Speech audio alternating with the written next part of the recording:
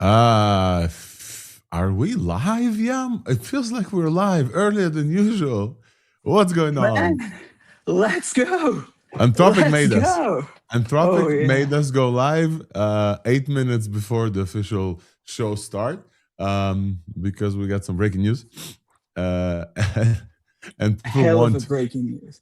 One people hell want of a March breaking launch news. simulation powered by 4.7. So we're gonna wait for Nistan to come in here. Nistan, get in here. Yam, how you doing? How Now, is great. your week? Oh yeah, Absolutely great. before this, no. Look, we can talk about the other models, but I think it's not the appropriate time to do so. Talk about the other Opus models, you can Yeah, say. yeah, Um, yeah. uh, but yeah, I mean, I don't know. There's so much to unpack about this. Have you seen the release notes? I'm looking at the system card right now. So, folks, just for the sake of avoidance of doubt, if you are tuning in, this is Thursday. My name is Alex Volkov. This is Jan Peleg. We got LDJ. The show officially starts in like 7 minutes, so feel free to grab coffee. This is like the banter pre-show. We never do this, but we figured we must because me and Jan were just like chilling here and say, hey, Opus 4.7 just released. Not Mythos, not Cloud Mythos, the too dangerous to release BS model that they have, which we can't wait to put our hands on and hack into the internet. But I'm just kidding. But Opus 4.7 was not given a heads up to anyone. I think people just assumed they will launch this. But even the early preview folks didn't get access to this one. As we're live right now, there's Dan Shipper and our friends are doing like a live vibe check. Hopefully, you're leaving that live stream coming to this live stream because we have a bunch of show to do in addition to Claude. But Claude launched Opus 4.7 just what 2 months after Opus 4.6, and Exactly the same, by the way. By the way, between 4.6 to 4.5, this is exactly like, I think, 2 days difference. So we can actually predict the next one at this moment. I'm just saying. I'm just saying. Yeah. We should ask Opus to predict. And folks, we will do a live test of Opus. I already have it. I don't have it in Claude Code yet. I don't know, Yam, if you have it in Claude Code. No, I should not update, but I yet. definitely have it in co-work and everywhere. And then we will do it. LDJ, welcome. How are you, man? I'm gonna welcome you. You could be double muted. Hello, I'm gonna welcome you to the main show. But sorry. what's up, dude? All good. Had All some good. technical difficulties. Yep, a little bit earlier than we usually are, but Yeah. yeah. So Opus 4.7. I guess I don't know if you guys mentioned it yet, but it is also using a new tokenizer, which was confirmed, Yeah. which it Ooh. basically confirms that it's a new base model, which means it might have. It's possible, yeah. It's possible it could not be a new base model necessarily because you could do some stuff with the tokenizer and add new tokens, but it makes it more likely at least. And yeah, That's great. we might end up seeing Absolutely. new capabilities in terms of just like some weird differences in the behavior that you would usually only see from base model change or things like that. I think we'll see absolute differences in behavior because Opus was dog shit for the past 2 weeks. Everybody says so, and this does feel like. I, with all my love, with some folks who work entirely hard on Twitter to like make sure that this isn't, we don't want to pile on Anthropic for a bunch of stuff. I use their models; they're great. Claude help us prepare for the show. Thank you, Claude. But it does feel like this planned obsolescence thing that Apple does, where like the iPhones feel stupider before the new one comes out. Opus 4.6 felt stupider for the past 2 weeks, and now Opus 4.7 comes out, and the difference is going to be whoa. I just want to say I know this is a that conspiracy theory, and I don't like them, and I'm sorry, but like everybody was complaining. Go ahead, yeah. not going too much into the conspiracy, even though I'm Oh, you'll into love these it. kind of things. Yeah, Oh yeah, yeah, yeah. yeah. You'll love it. Just want to say, we all felt the same way. Also, I think a week before the 1 million context release, there were many reports. Yeah, just like that. That in a week before the 1 million context release, we felt the same. And all of a sudden, when when we got the 1 million context release, all of a sudden the model was better, like before, you can say. So I'm just saying. I'm just saying. Do you guys see Jensen on Dwarkesh? Oh wow! I gotta wonder. I gotta connect the dots and gotta wonder. Anthropic runs on some NVIDIA GPUs, I'm sure. And Anthropic also runs on TPUs. And I gotta wonder if like the dumb Opus is the TPU one and the smart Opus is the NVIDIA one. If that's the case, it's gonna be hilarious. Look. This I know it's funny, but it might explain a little bit of the performance difference that we see. Like different hardware for running the model absolutely can explain a difference in precision and small quirks that at the end influence a tiny bit and just gives you the vibe that something is off and you're not sure. It Something can was explain off there. things. So yeah. Anyway, what do we know about the new model? Or like, let's begin first. What do you think? Yeah, we'll start in 3 minutes, folks. We're just like here. If you are tuning into us, please feel free to reshare the show. I want to start with a hell of a congratulatory update for everyone here. Let me see if I can pull this up. This is something that has been going on for a minute, but just recently we started to break out. And so let me see if I can show this here. Can you guys see this? Can you guys see this hockey stick growth? Everywhere I'm looking, I see this graph. Everywhere I'm looking, I see the same chart. Everywhere.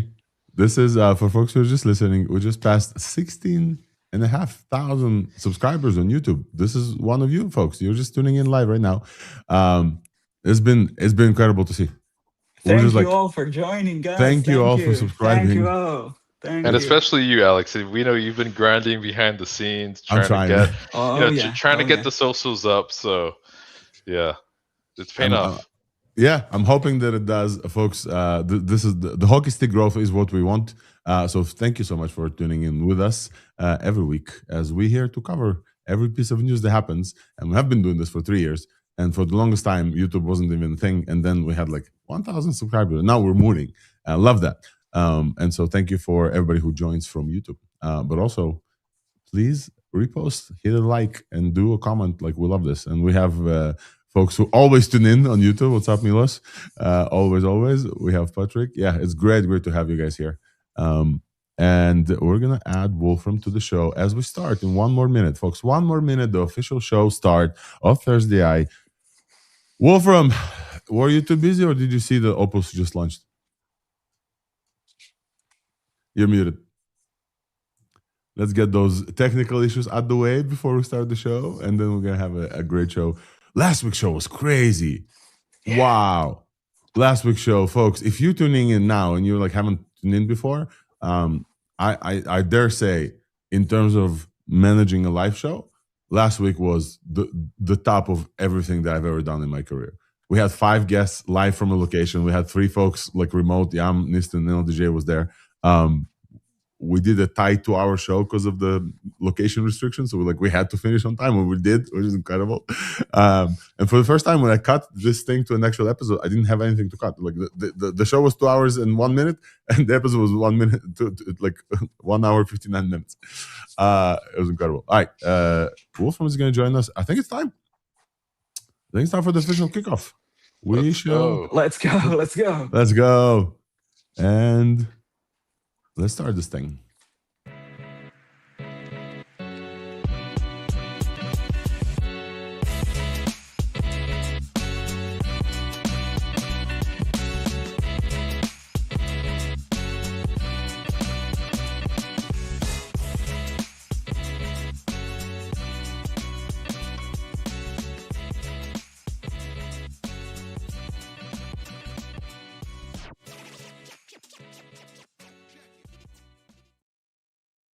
Welcome, everyone. Welcome to Thursday Eye. My name is Alex Volkov. I'm an AI. Let me start again because we're recording.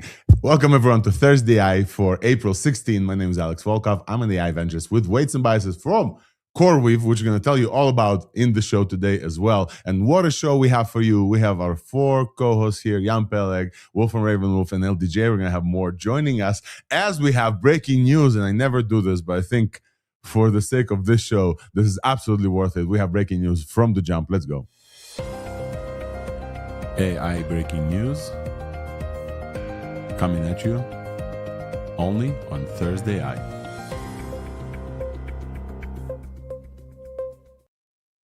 we have breaking news. Claude Opus 4.7 from Anthropic just dropped. Here's the system card. Folks, this is this the top LLM for at least this week? What do we think? This just dropped, folks. Nobody has early access. We're just gonna look through it like you guys love it. Yeah, go ahead. Look, it's definitely the biggest news, 100%. But we need to talk about the evils. I'm just saying. We Yes. need to talk about the scores. All right, just a spoiler. Just a spoiler alert. We need to talk about the scores. Yeah. I want to talk about this thing just before we jump in there. We talked about Cloud Mythos getting announced and not released, and supposedly too dangerous to release. We talked about this last week. I don't know if many people were expected a new version from Anthropic before this. Definitely, they didn't send early access to many people, but if you look for Mythos in the system card, there's 331 mentions for Mythos. So it does feel like a little bit, and all of them was like, hey, this model is great, better than Opus previously, but worse than Mythos. So this does seem like another ad for this like incredible godlike tier Mythos thing that they're about to release, which is really funny. Yam, what eval specifically would you like to add? Meanwhile, yeah. It's look, we got the release, the official release of in a screenshot from Anthropic's account. If you want to put it up, of the table of evaluations of the model. And you want like the whole nice table? Yeah. Crash. It doesn't really crash, as you might want to expect that it will. It doesn't crash the previous model. Seems like okay. We need to talk about this because the scores are not definitely like in the we destroy the previous version kind of model. It's not even comparison to different models, it's comparison to their own. So maybe we want to talk about this, Yeah, let's take a look. We're gonna add the official Anthropic release evals table here. There it is. And I want to mention that we do have two breaking news, and thank you Innovus for this comment. Quen announcing they're continuing open sourcing is bigger news. I think that I kind of agree. Incremental release from Opus is great for everyone, blah blah blah. And also Dan Shipper, we're coming for you. But incremental release is great, but Alibaba, there was like some fears that like open source is gone, and they released Quen 3.6, and we're gonna definitely take a look at 3.6. Let's see. Can we see this chart better now? I think so. It's a little hard to see, but let's walk through them. The biggest jump that I see, absolutely the biggest jump, is in SweBench Pro for agentic coding. This is a 11 points jump from Opus 4.6, which is already great. Opus 4.6 is already great at agentic coding, we know. And this jump is hell of a jump. It jumps over GPT 5.4 with a significant like step up. And we know that like people said, hey, Opus for personality, 5.4 for coding. This seems no longer to be the case. Agentic coding and SweBench verified, nobody cares about. Yeah, which one stood out to you? Agentic search. I mean, you look at this. This one, browse comp. Then you look at agentic search and you think to yourself, wait a minute, both of them are tool use for doing, I don't know, long-term planning and tool use. And like, wait, what are we looking at right here? You get what I'm saying? I mean, I'm not saying anything. I'm just saying that I don't know. I will summarize. I will summarize, and LDG, I want your comment as well. I'll summarize what you're trying to say, is that evals are not everything. As we saw, GPT 5.4 came out and crushed Opus on like a bunch of benchmarks, and then like folks tried to use this personality-wise, and it didn't cut it for them, and they like went to Opus for personality. So evals is not everything. Also, worth noting that browse comp, agentic search, GPT 5.4 beats even Mythos. Even Mythos is not like jumping to that level. So I don't know if they're even optimized for that thing.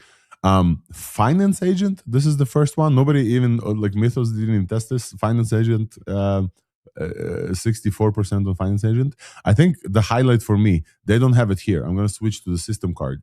Is the MRCR, folks. We know that Opus gives everyone 1 million tokens in the context window, but MRCR, the long context kind of needle in a haystack check from OpenAI, by the way, is the thing that I look forward to in every release. And they have it here. And I will find it in a second. And I will show you MRCR. There we go. OpenAI, MRCR. This is absolutely insane to me. On 8 needle MRCR V2, Opus 4.7 gets actually less than Opus 4.6. That's really funny. You see? What? I thought I think this helps maybe confirm it is maybe a new pre-trained model from Yeah, scratch. probably. Wait, like, so what? Yeah. LDJ, what are we saying? Again, I wanna like make sure that we're saying the right thing.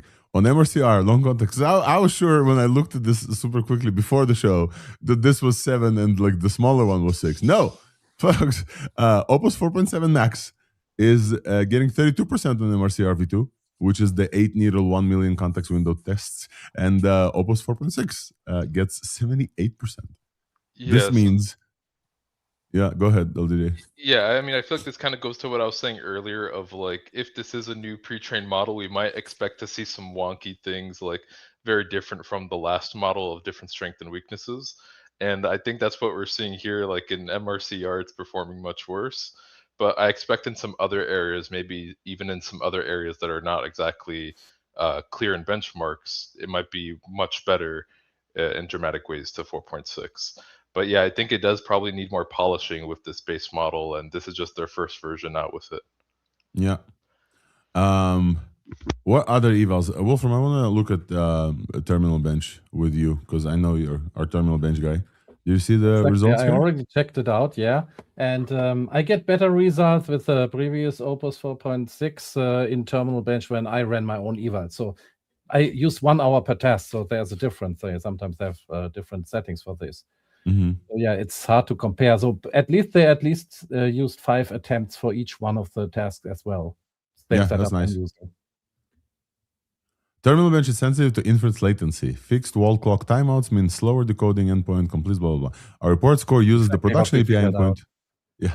Yeah, and thinking is disabled here. So it's using Opus without thinking. That is also a very important thing to consider.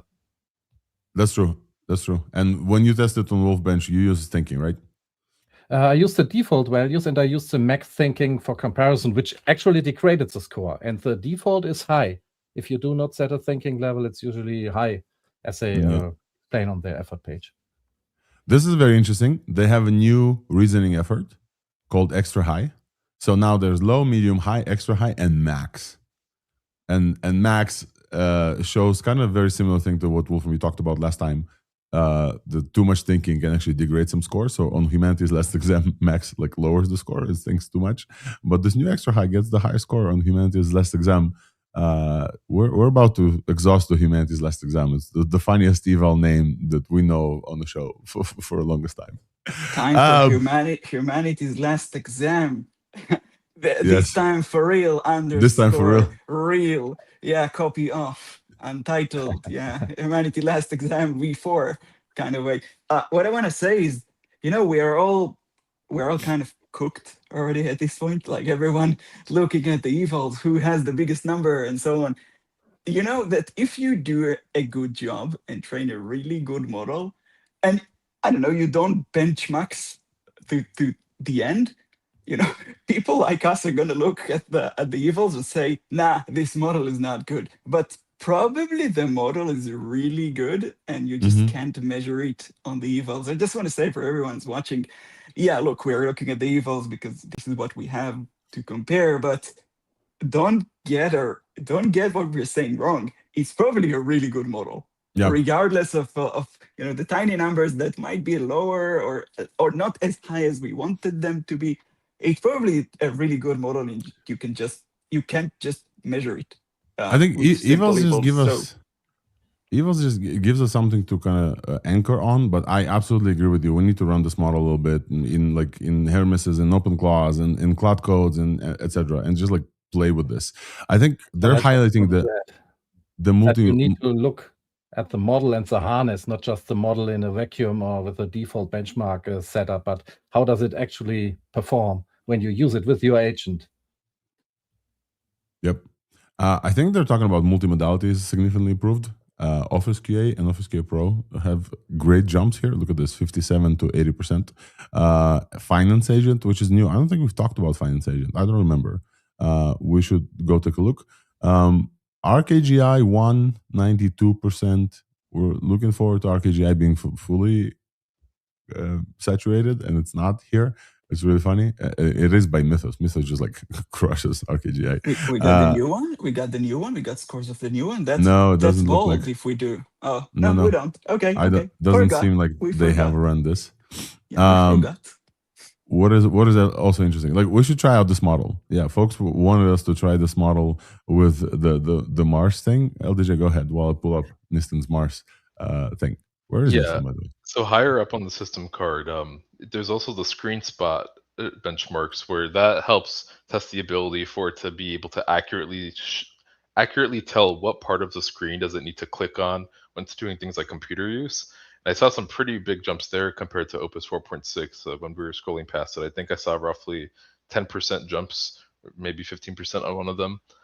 But this is ScreenSpot Pro, and then I think no tools and with Python tools, we can see the difference there. Yeah. So Opus 4.6 is all the way to the left, which kind of makes it annoying to compare here. But yeah, 57.7% to 79.5%. That's almost 20% increase. Crazy. And with no tools, it's the same as Mythos. Literally, like, this is the same score as Mythos on 4.7 and Mythos. As I'm saying, this feels like a Mythos ad. And Niston, do you already have access to Opus 4.7? Milos wants us to run the Martian simulation test, and we should definitely YOLO it. Yeah, this one, something. I'm late. I was trying to have it fix my app. It feels incremental this time. Like, it doesn't. That's just from one. Incremental to what? Incremental to when they released Opus 4.6 with 1 million, it was awesome, or incremental to the latest Opus 4.6 that was like meh because they kept degrading it. Yeah, to the latest, but I really liked 4.6 even versus 4.5. Like, I noticed quite a difference. 4.6 was smarter. This one is not as much. Yeah, I'd say it's not as much of a jump from 4.6 to 4.7 as it was from 4.5 to 4.6. So we're gonna test some more. Yeah, let's. We have a comment coming in. Listen, please send us the full testing thing, if you will. We have a comment from Nick Sorrell about the new tokenizer uses more tokens. It's calling it a cash grab. Obviously, folks who have no idea what we're talking about. Tokenizer is how you turn text into tokens that the model understands. If new tokenizer use more tokens, Anthropic will get paid faster. You will end your max subscriptions faster. You will pay for API more. That's a very interesting way to point out a discrepancy there. I don't think it's like an active cash grab. If they changed the tokenizer, probably there were reasons for this, multimodal reasons. But that's great. LDJ. Well, there's ways you can theoretically get, you could say, more intelligence per word by having the tokenizer be more granular, theoretically. So for example, instead of having it be more of like a word is like 75% or like a whole token, a token is, you can make it half, on average, half a word or a quarter of a word or 10% of a word, and make that more granular. So then it ends up doing much more propagations through the weights of the model for every single word, and therefore more compute and more intelligence. Yeah, I just want to say that this is like an extremely open question in research. How exactly tokenizers influence the dynamics of the model throughout learning and when they're being used and so on. So I just want to say that I've looked and experimented with this a lot. Training a very powerful model in a completely new language. So yeah, you look into these things. I just want to say that there might be many reasons for this. It's not necessarily a cash grab, even though I must say that now that you're saying it, I don't know, maybe. But yeah, look, you are right that it might theoretically lets you use more intelligence per word, but on the other hand, you are getting, if you are using common phrases and just large vocabulary, you can argue that it allows you to learn orthogonal weights for specific things that are more specialized and more intelligence on this angle. It's very, very hard to tell. It's an open question, an extremely hard open question, by the way. So, Yep. but yeah, we need to look into this. By the way, we need to look into this vocabulary because we can, because this is one of the things that we can do. So Yeah, that's true. it's very interesting to look into this. Just saying. Alrighty, folks. Opus 4.7. We're gonna test a little bit more, but as this has been a very busy week. Usually, folks on the show come here to understand things about everything that happens in the world of AI, and not just the breaking news. And we can't dedicate the whole show to the breaking news. So we will test this. And Nistin just dropped the Martian kind of calculation thing that we often use to test out things. Meanwhile, I think it's time for us to jump into the TLDR and talk about some stuff. Wolfram, last comment, and we'll jump into the TLDR. Yeah. Maybe later if we cover this, but what I've been thinking about is a score I would love to see is the uptime, basically. How many percent? Because recently I was very happy with the Opus quality.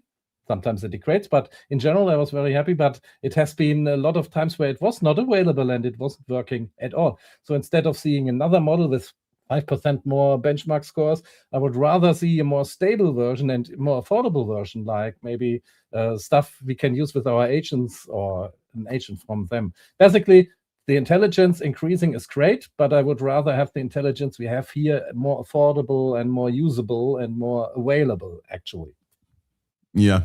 I think that's an infra question, not a model scar question, but definitely Anthropic's infra lately was oof.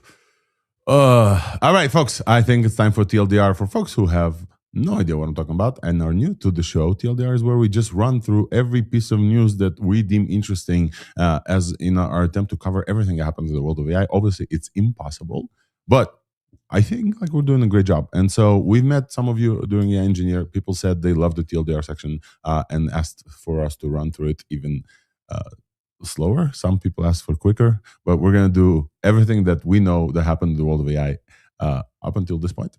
And then we're going to continue with the show. We have 3 guests today. I want to shout out, we have Quindla Kramer, a longtime friend of the show, essentially a co-host at this point. Quinn is going to jump in after his meeting with whatever he's meeting with to talk about, obviously to help us cover the new TTS from Google, but also Gradient Bang, the open source game they built with multi-agent voice agents. It's insane. We're going to have to play it live on the stage. It's crazy. We're also going to have Theodore Marcu from Head of Product Growth at Cognition.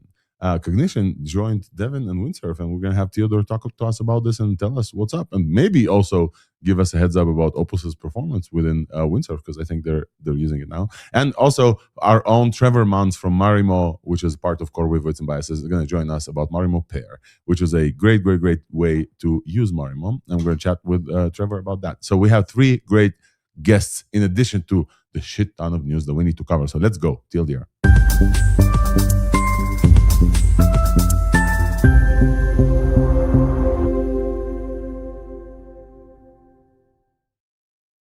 This is a TLDR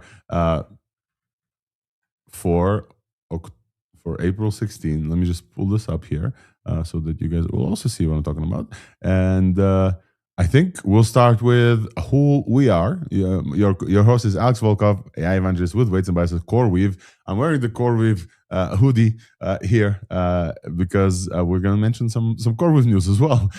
So again, as a disclaimer, me and Wolfram here are employed by CoreWeave. This is, CoreWeave Weights and Biases is the only sponsor for the show. So, just take it as you will. Nothing here is deemed financial advice, okay? We'll just say this and continue. Co-host, we have Wolfram.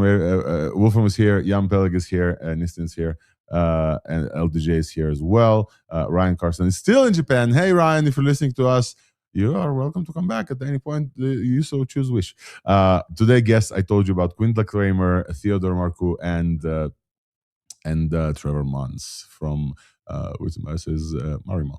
I want to do something super quick. Sorry, guys. Yeah, it's fine. Okay. Right. Whoa, what happened? Sorry, I'm all over the place today. Okay. Folks, the opener item that I wanted to discuss is the ZL Continuum. After coming back from the AI Engineer show last week, I wrote an essay about where I feel AI engineering is headed this this 2026, this quarter. The ZL Continuum is so dubbed because of Mario Zechner and Ryan Lopopolo, both speakers and the AI engineer, both on the two ends of the spectrum of this new question every AI engineer is asking themselves: whether should we even read outputs code from our agents, or should we just YOLO? Yam, I see your face and I know where you are, but believe it or not, some people are still debating whether or not they should read code. So this is the debate. Nobody writes code anymore. Whether or not they should read code, this is the Continuum. I would love to tell you all about this because we didn't talk about this on the show. But I think it's a insight that I have, and obviously to cover a bit of an engineer if we have time. Obviously, in big companies and APIs, we have Anthropic launching Claude Opus 4.7 with 87.6% in Swibish verified, which we don't care about, but Swibish Pro also is bigger. 3x vision resolution, and a new extra high effort level, and an ultra review in Cloud Code feature. The next item in big companies and APIs also has Anthropic in the name, but it comes to talk about CoreWeave. Folks, in the last week alone, CoreWeave has announced an insane lineup of new deals, all public. So CoreWeave signed up a new deal with Meta and for the first time Anthropic. Whoa, no, this is not the thing. Yes, Anthropic and also Jane Street. And the line there is that CoreWeave now supports 9 out of 10 leading AI labs in giving them GPUs powers, which is incredible. And this is why I'm very, very honored to wear my CoreWeave hoodie for this show because I think it's very, very big news in the world. And hopefully we'll get them the GPUs they need to stop, bad service. In open source news, we have to mention a huge release, breaking news from this morning. Qwen 3.6 open source with agentic coding improvements, inference efficiency, and reliability for developers. Rivals models 10x its size, but I think the most important thing here is not the evals. The most important thing is, even after our friend Junyang Ling has left the company, there were doubts about their commitment to open source. This model has released with open source and the strongest mid-size LLM on nearly all benchmarks, which is really, really great. We should definitely talk about this. So shout out to the folks at Alibaba Qwen for a 3 billion active parameter model. Very, very good. Let's continue with the TLDR because we also have MiniMax, our friends that announced MiniMax a while. MiniMax M2.7 open weights. It's a 230 billion parameter mixture of experts, only 10 billion parameter active, and they say they match GPT 5.3 codex on Swibench Pro. Very good model. Shout out to the MiniMax folks, and it's now been open source. As recent developments, the Chinese labs first released a model in API and only then drop it in open source. So we kind of told you about M2.7 already, but now it's open source, and we'll definitely check it out. In tools and agentic engineering, the corner we covered this new world of AI, vibe coding tools, etc. There's a lot of tools here. We're actually going to have a guest today, Theodore Marcoux from Windsurf/Cognition, because they launched Windsurf 2.0, the biggest release since the Windsurf acquisition into Cognition. It has a new agent command center, and Devin joins Windsurf. Devin, we told you about. Ryan Carson loves Devin recently. I also started working with Devin a lot more, and now Windsurf and Devin are kind of one. So I can't wait to chat with Theodore about what's new there. I don't know if you guys use the Warp terminal. Warp is the best terminal that I ever had the chance to use, and I love using it. And they just released a great feature set for those of us who use something like Cloud Code, etc. Now you can get notifications unified. It's kind of the thing that AI engineer last week many people talked about is the death of the IDE, and this is a very interesting thing. Windsurf is kind of moving away from the IDE-ish, and the Warp terminal kind of moves towards that spot that's not really an IDE but an agentic runner. So now you can run a bunch of you can run Codex, you can run Cloud Code, and you can see notifications in one unified space. I wish I had time to show you this. Hopefully we'll get there. And I think the last but not least point here in tools and agentic engineering is Anthropic launches Cloud Code routines. Folks, Cloud Code has launched webhooks. This is the tagline. In the effort to disseminate more and more of the open class success, Cloud Code now launches webhooks, which you can trigger your Cloud Code from somewhere else, which I think is great for multiple things. This is the new kind of automations. You can do, they have agents that run on the cloud, which is, I think, absolutely great. In this week's buzz, Merimo Pair drops AI agents Cloud Code directly inside the reactive Python notebook. We're going to have an interview with Trevor Mons, who's going to show us what's that about. So basically, stateful notebooks like Merimo are usually tougher for agents, and now they're easier. So that's great. And also, Gemma 4, the Gemma 4 that we've been live and talked about for a while is live on 1B inference. Yam, you have a small comment, very small, tiny comment, super quick. Yeah, Sorry. I just want to say the Claude desktop app was rewritten probably from scratch. We got a completely new app, just mentioning, because we talked about Claude. Yes. Yeah, we'll review it as well. We'll take a look as we review Claude 4.7. In vision and video, I wish I have time. I really hope, like, I'll extend the show if need. This is the craziest trailer that I saw. This was built with AI to the point where I showed this to my fiance, and only in the middle, she's like, "Is this AI?" We're there. We're there. This is the folks. If you know what I'm talking about, this is the Neil deGrasse Tyson / SBF video. If you haven't seen this, oh, you're gonna have such a good time. It's like 4 minutes. I don't mind dedicating 4 minutes of the show for it. This is crazy. This is absolutely crazy. Specifically, we should mention Seedance has been kind of there and not there for a long time. Seedance now is everywhere. Seedance, the full Seedance with video support is supported everywhere now. They just YOLO'd it finally. I don't know about the security controls, but it's like almost the top model. There's a different model that we told you about last week. Happy Horse, something like this. That is supposedly beating this, but Seedance 2.0 is finally available everywhere, and people are doing just incredible things with it. In voice and audio, we have Gradio Bang, the first massively multiplayer, completely LLM-driven voice game built on Pipecat subagents. We've played this. I played this. If you want to come at me, please try to come at me. My ship is, I think, roaming the universe as we speak. We're going to chat with Quindla Kramer from Pipecat and Daily, who built this game on top of the infrastructure. And also, Google launches a new TTS. I don't know if you guys saw this.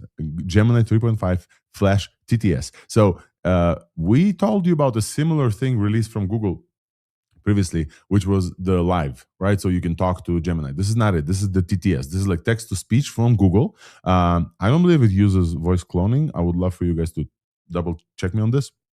But it has audio tags and scene direction, 70 languages support. This is incredible, and it's a dope model for sure. Google now stepping into the TTS game. In AI, art, and diffusion and 3D, we have so much there that we won't be able to cover even closely. But Baidu open sources Ernie Image, which is an 8 billion parameter text-to-image model. Tencent open sources HY World 2. It's a world model that generates real editable 3D scenes. They're not videos. You can actually edit them from a single image, and you can import them into Unity and Unreal. And NVIDIA launches Lyra 2.0, a single image to explorable persistent 3D worlds with code. So both companies are now launching something that the like equivalents of World Labs from Fei Li is working really hard on. And it's kind of like a crazy thing for 3D worlds. In other breaking news, I will say, old Unitary humanoids break the world record at running. Did you guys see this? Did you guys see the little robot run? We have to watch this after the show. Like it's just crazy that robots now run faster than humans.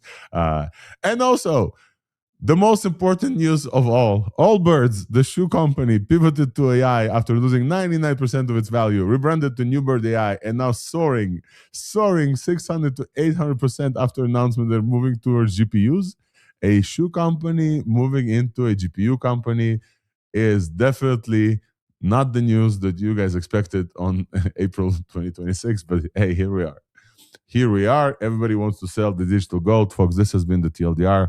Anything else I missed? Folks in the comments, please give us a shout out to anything that's missed. And folks on stage, any major thing that I've missed that we should cover? LDJ, go ahead first. Yeah, there's something that Together AI released called Parquet that I think is pretty cool. It's an open source model that it's more experimental, but it basically just allows the model to loop and reuse its weight, similar to if people have heard of Loop Transformer or Universal Transformer. And they released some cool scaling laws and a paper for it. Yeah, that's great. Who else? Yeah, go ahead. Yeah, trending model on Hugging Face, a new trending model, Super Gemma, which is Gemma fine-tuned. Super Gemma, just someone that has been doing it for a while. It's not just a random person. Fine-tuning models to be stronger. Came out with Super Gemma, probably the strongest one you can run locally. So highly recommend. The same someone already quote It's also tweeted uncensored. the new Quen. Already quote tweeted the new Quen, so expect an even better one in the next couple of days. But yeah, Give us a just link, wanna Yam. mention. I wanna show this. Is Sure, this the sure, Korean sure. dude? Yeah. Songjang? Mm-hmm. Oh, okay. Let's show this. We're already past the TLDR. We can like Sure. step into the testing. It's a good model, sir. Good model. Good sir. model, sir. Yeah. 100% uncensored benchmark Yeah. performance, 18% improvement, tool call fixes, speed improvements. This is great. Super Gemma. That That's runs awesome. on your laptop. That runs locally. That's the main point here. All of Yeah. this in your Crazy. laptop. That's crazy, man. We didn't have People this.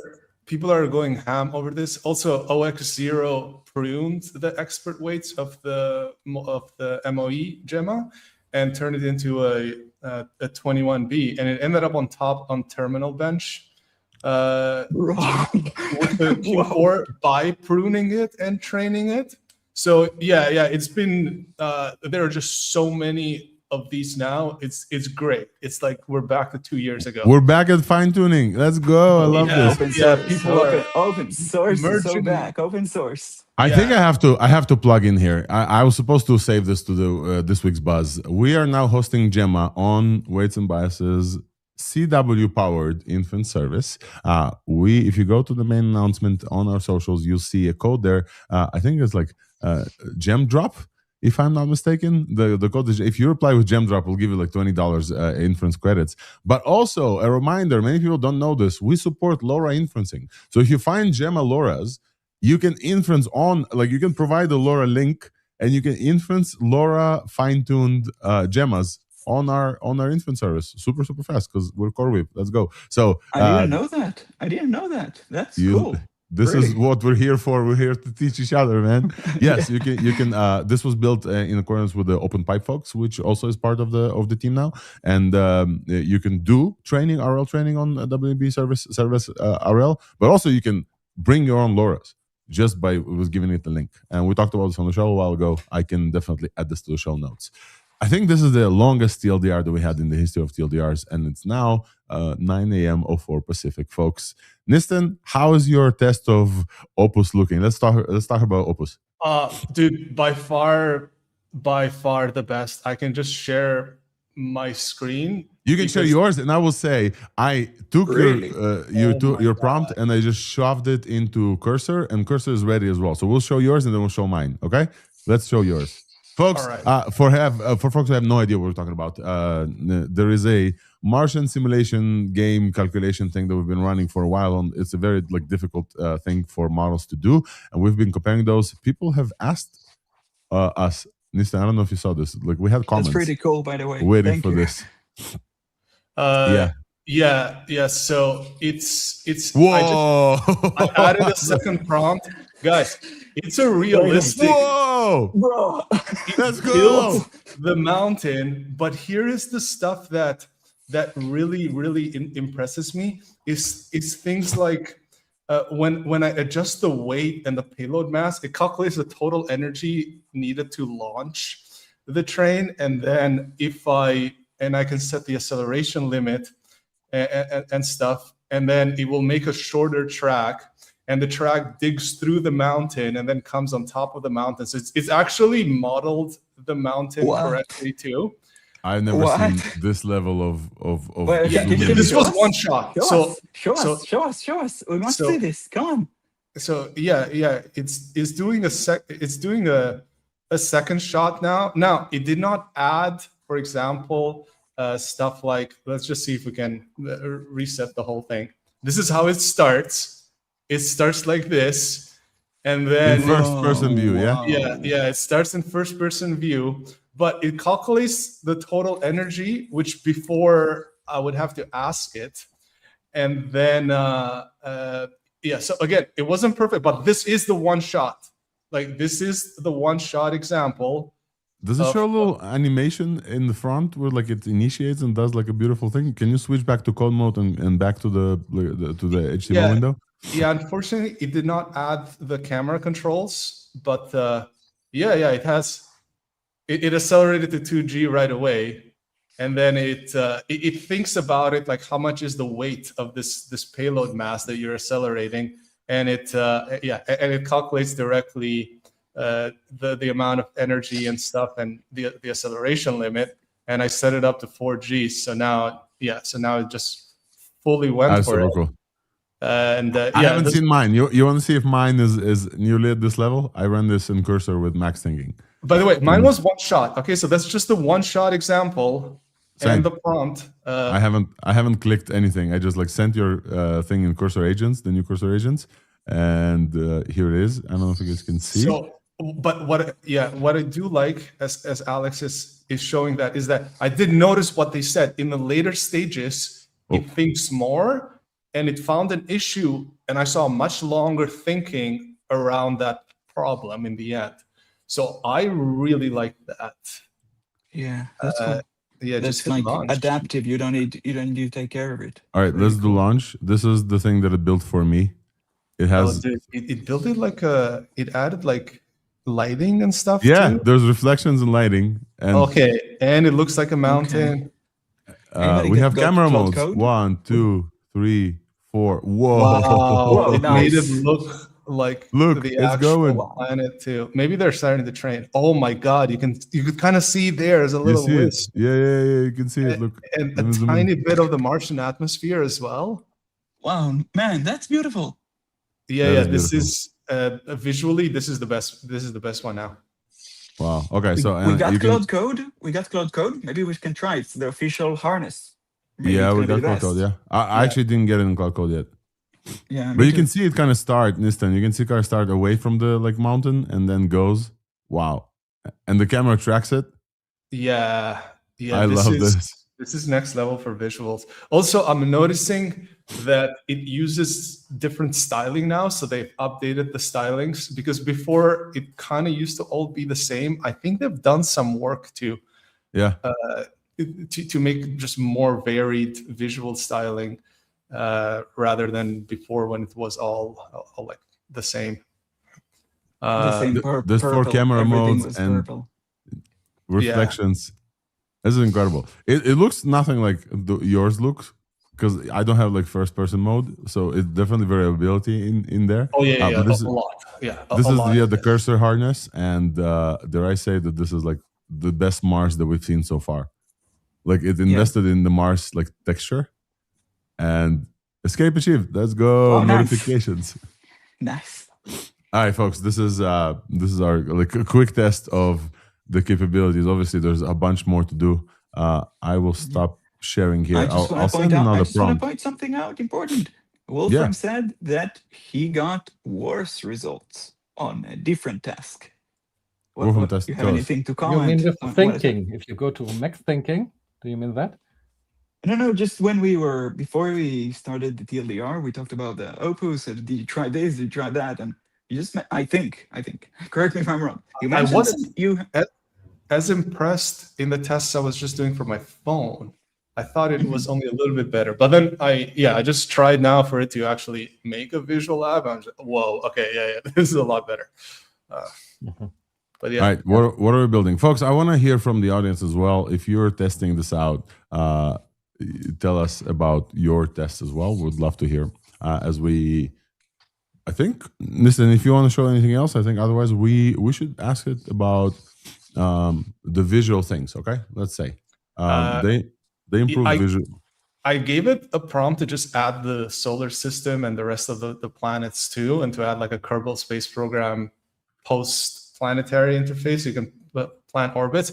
It's just taking very long to do that. So that was the second prompt. That's it.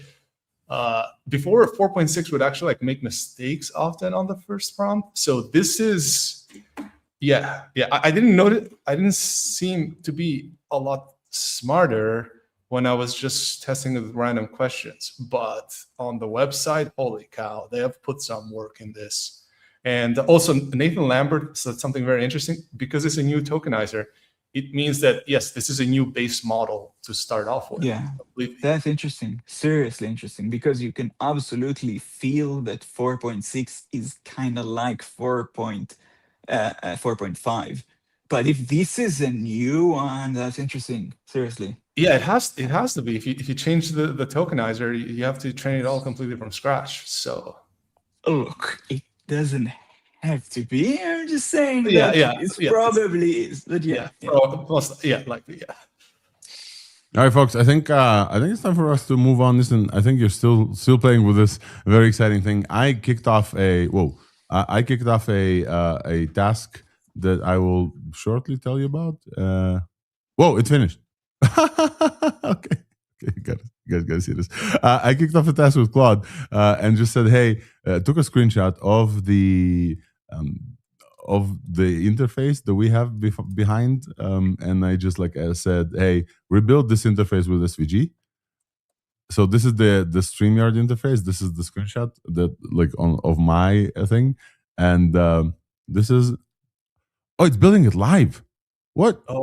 Oh yeah. They added this in. It's literally building it live. This is us in SVG, which is really, really funny. LDJ, I think, is the best one. But you guys can see Opus 4.7 rebuilding the StreamYard interface one by one. This is how it looks like. That's a very good test too. Because it can do one SVG and it kind of look like someone from South Park. But to do multiple? No, that's crazy. That's totally crazy. There is this is you. Thank you, Opus. Thank you. I wouldn't say that this is the best coherence possible, specifically because look, there's 5 of us on the main window, right? But for some reason, there's 6 of us here in this main window. It's adding more. But it's rebuilding the whole interface. Bro, it's building the chat. Wow. It's building the whole chat. I try a lot of SVG stuff. To do something this complex, I'm pretty sure that this is HTML. The SVGs that I asked for is rebuild this style UI. It knows that it's StreamYard, which is great, and make SVGs for the hosts. So we are SVGs, LDJ. It's really funny here. Loading we really chat messages. Try Cloud Code, guys. If anybody in the audience have. What do you want to try this on? Because I have it now. It's the official one. It's the official harness. Everything. Look at this! Look at this! Look at this nice UI. Cloud Code, man. It was trained for Cloud Code. That's what I'm saying. It's probably the best. Okay, let's throw Niston's Mars thing in here. Or let's do the. Do you have the model in Cloud Code? Is it? Yeah. Did Cloud Code update for you right now? Yeah. Look, Welcos Opus 4.7. Oh, you got it. You got it in Cloud Code. On the web. You got Cloud guys. Cloud Code. Oh, you guys don't see it. Hold on. My bad. This is my bad. Yeah. Stop so sharing. Why didn't you Stop say sharing. so? That's gonna be interesting. Okay. So where's my warp? There you go. Cloud Code. You see it now? Yeah, let's go. All right, so we have this thing, and just add one thing and tell it to make it like Kerbal Space Program. No, let's make it fair. Same prompt. Just same prompt. Same, everything the same. Okay, but with extra high effort. Yeah. Okay. You need to wait. You need to specify before. You could have added ultra thing. He did already. Wait, you can set effort to X high now? Okay, wait. Good.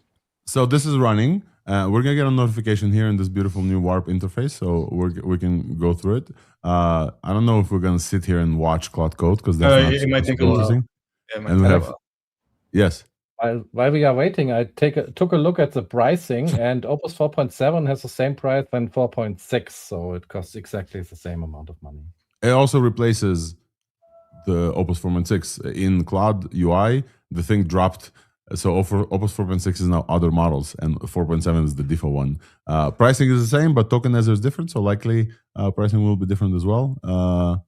And okay, this is running. We'll let you know, folks. I think it's time for us to move on to open source or ZL Continuum. Where do we want to move on to?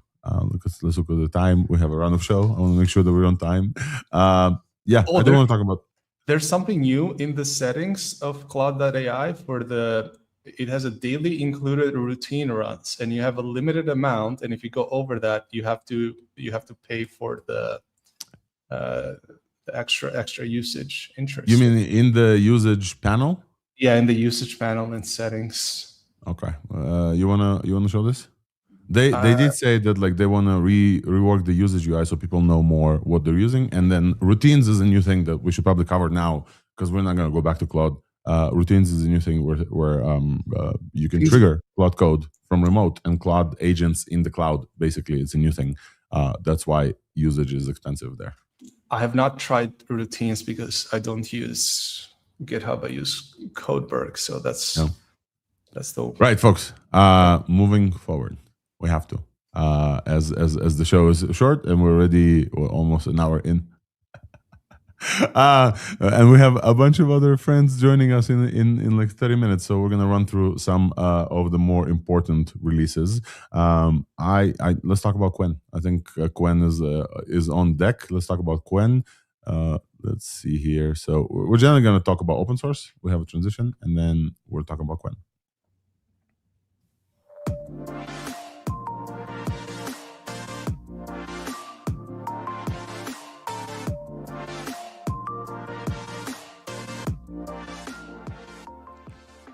Open source AI, let's get it started. Let's get it started. I think the biggest news from today in open source is that Alibaba is back with an open source model, Qwen 3.6. It's a 35 billion parameter, active 3 billion parameter model from Qwen. And what can we say about this model? Let's take a look. So you can say that it's probably the best model that you can run locally, if you can run it locally. But you can say this is a very powerful model. Putting up I mean, you should be able to run. Yeah, you should be able to run a 35B locally, right? This is definitely doable. Only three active parameters, 3B active parameters. That's pretty runnable. Yeah. Seriously. The 73.4 on Swibench verified, up from 70% on like 23.5.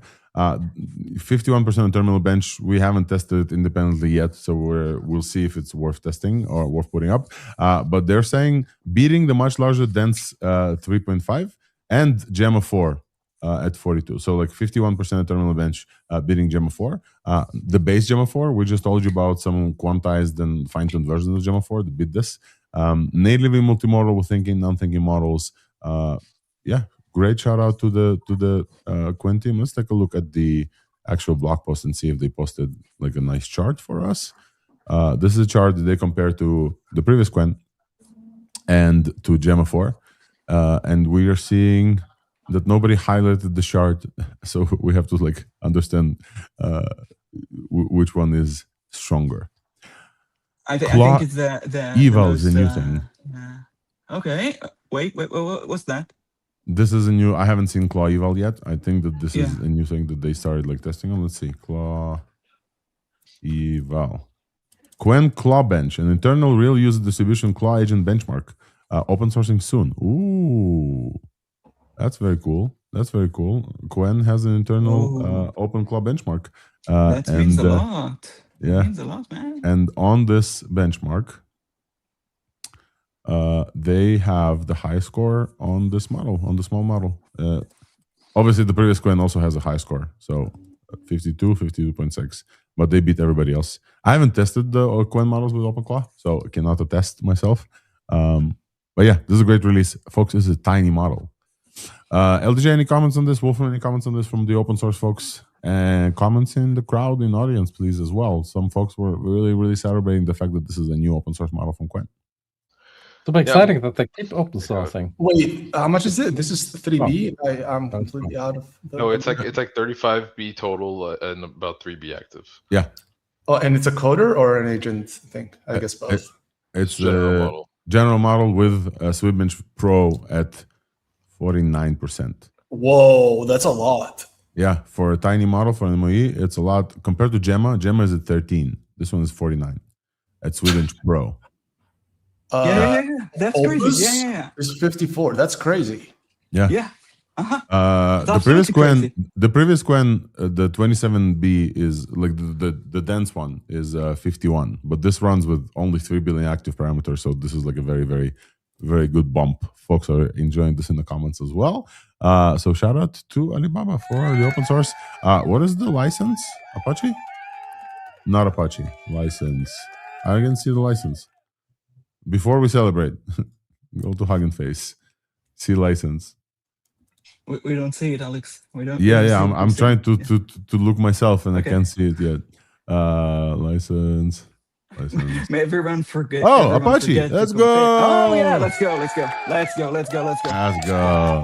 All right. Thank you. If there was any doubt that Alibaba is still on giving us open source models, In the game. Alibaba is absolutely they're still in the Still game, in the game. Yeah, let's we go. love this. Shout out to Alibaba Quen, folks. We should probably also mention the other open source model. We got finally MiniMax M2.7, also in open source, open weights release. This one has a little bit of a trickier license, I believe. I think I haven't mentioned here about their license. Their license is not fully open source. Open weights, non-commercial, free for personal research for coding agents. Commercial requires MiniMax authorization. This is the license, so not fully Apache 2. Still shout out to MiniMax folks, friends of the pod. They've been on the pod for quite a while. Terminal bench. This is 57%. MiniMax M2.7. This is a big model, 230 billion parameter MOE with 10 billion active. Interesting. We should compare between the two, right? So let's look at Sweetbench Pro. This model is at 56%. 56% at Sweetbench Pro. The Tiny Quen is at 49. Yeah. The Tiny Quen is at 49% on Sweetbench Pro. So it's very interesting which model you would choose, because this model, the MiniMax 2.7 model, is not something you would run on your hardware. Not at all. But look. Look, the small Quens are absolutely usable. Like, I mean, they are tiny, but like they're tiny, usable, kind of tiny. Everyone agrees.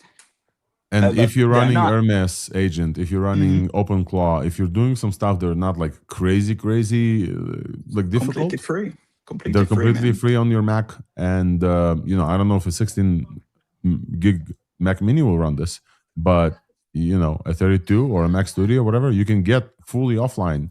And the last concern that people have about OpenClaw is that, hey, you're sending your prompts to whatever OpenAI is gonna gun, and you absolutely can do it. So we're like on MiniMax. To remind you guys, they basically use Karpathy's like auto research type thing to like improve this model. So this is like zero human intervention. This model was like trained and RL'd with like 100 rounds of RL optimization, and machines learning to learn basically is the highlight of this model. So this is like the first self-optimized model that they released.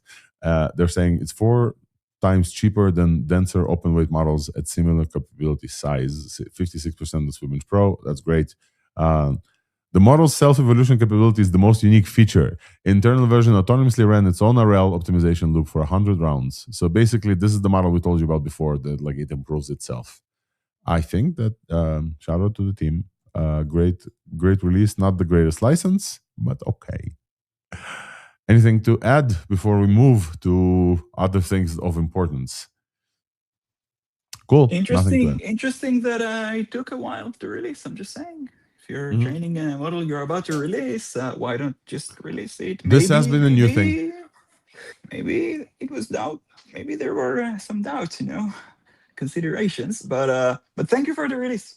By the way, I mean, yeah, you promised you delivered. Thank you very much. And we'll probably see more models from them coming soon. All right, folks, I have to chat about this. So last week, Thursday, we did live from the London AI Engineer First Europe Conference. Me and Wolfram were there. The folks joined remotely. And we also joined a bunch of conversations. We joined the speaker dinner. We joined a bunch of conversations. I chatted with multiple folks. And many of the podcasts from that episode are still coming, so watch out for those. And then on the way back, I sat down to write out my thoughts on this. And this turned into this essay that I named the ZL Continuum. Do engineers need to read code anymore? I want to bring this to the show because I want to talk to you guys about this. Wolfram, you probably had the same conversations that I had. We asked pretty much everybody on there, do you still read code? Nistan just tested Opus 4.7 and I saw him switch to the code tab, and that is very interesting because like it was, but basically this is the continuum that I outlined. There were two speakers on the keynote at AI Engineer. On the one side, this was a OpenAI's most AGI build person, I think. Not most AGI build, but one of them. Ryan Lopopolo. He came with a hoodie that says AGI build, literally. And he took the stage on keynote and talked about that, he's a token billionaire. And code is a liability, and we shouldn't look at code anymore. And he gave like a very, very interesting point there. And then the day after, of the Vienna School of Coding, Mario Zechner, the creator of Pi, and Pi obviously is the coding harness that underpins OpenClaw as well, and part of its success, talked about slowing the fuck down, reading every line of critical code, and that enshittification ensues, and many vibe-coded apps are now like bugs everywhere, and people are just okay with it. And he basically claimed, hey, you have to still read code and look at PRs. And every person that I've talked to is somewhere in between. And I think the highlight for me is that I'm probably way on the L side of things, but I also don't maintain any critical code, infrastructure code. So my question to the audience is, and to you guys here, is that where are you on this continuum? Where are you? Are you a Zechner? Are you a Lopopolo? Do you still read code? Do you feel the need to read code that the agents output? We'll do like a quick round and also like open a poll for our folks here. So let's start with Nistan. I think I want to hear from you. Yeah, you're not going to finish the project if you don't read the code. If you don't do code review, especially if you can. Look, if it's a dashboard or something quick that you need, or even a whole app, then yeah, you don't really need to read it. Or if you've already set up all your testing and stuff and it's good, then at that point you don't need to read it. You just end up with a much better app, especially if it's a lot bigger and a lot more complex. What I do is just once a week, I don't use the IDE, so I'm not sure about the chart. I just use tools like Glow and Bat to turn on Whisper, and I just go in the terminal and I just start reading. I just start reading every single file and talking to myself. And I also open the app, and then I keep talking to myself for like about an hour or two. And then I take that and I dump that into Opus, and Opus just gives me the whole like 30, 40 point to-do list. And this is by far the most effective thing you could possibly do to keep it from straying off into different directions. Because while you're telling it something, even you yourself have not thought it through. It's just like being a manager or something. If you're not, or being someone that's paying for an app, if you haven't thought it through, then you want someone else to think it through, but they're very likely, especially Opus, to go into different directions. So yes, I do still read code. I even still do write better DevOps than Opus in certain cases. Because it will. So Nistan, you're on the Z spectrum. I will just mention, for the first time ever, we have a live poll, folks, and you can hit 1, 2, 3, and 4 in the comments. And supposedly this will update. I haven't tested this, so please let's test. I would love to hear where you are on the ZL Continuum. Yam is going to take the other side, I believe. No, Yam, have you read any? Actually, Ooh. you must read the code, man. You must read the code. You're also on the Z. Yeah. Look. The thing is very simple. If you are building a one-off thing that you need for a specific thing, no problem. But the thing is that if you are if you're building a very large project, the thing is that those things, it's not only about the quality of the code. They add like hidden features all the time that they just assume that you want, because in general many people would want. For example, a very simple example is just, I don't know, a truncation of prompts. Like you build an app that sends a prompt to an AI or something, and then just they just do it on the fly without even telling you. The truncation of the prompt, like cutting it to the middle, so it won't bloat the context. I didn't ask you not to bloat the context. The context is much longer than what you know from your training. So you see them like truncating the context at like 8K or something. Bro, we have 200 today. So the thing is that those things accumulate. At the beginning, you don't feel that they accumulate because the app works just like you told it to. But the agents, the next agent is coming and it sees that, and the agent doesn't know that it's a completely new thing that shouldn't be there in the first place. The agent thinks, oh, that's what the human wanted, so I need to maintain this new feature, and then they don't delete the features because they think that you wrote them. They don't want to remove your features, and these things accumulate. You get to a point, I'm just fast forward, at the end you get to a point where the agents just can't do anything because they try to go through and like through everything that shouldn't be there in the first place. And you see them, everyone gets to the point where in every vibe coding app, the agents stop working. Like the agent just can't advance and make the app. Just nothing that you tell them seems to be working. Something happened. This is what happened. The code is filled with things that shouldn't be there in the first place, and everything becomes hard. Yeah. And moreover, it's even harder for a human, much harder for a human. So you end up with code that not the AI and not the humans can review, and you're like, okay, what am I'm going to do? If you're working on something critical, And what do you do look, then? in the future, AI is Yes. going to do everything. All right, no problem. Look, just But very do quickly. review. Guys, to I want to add- hear from LDJ and Wolfram as well. I think other folks, but listen, one comment and let's go.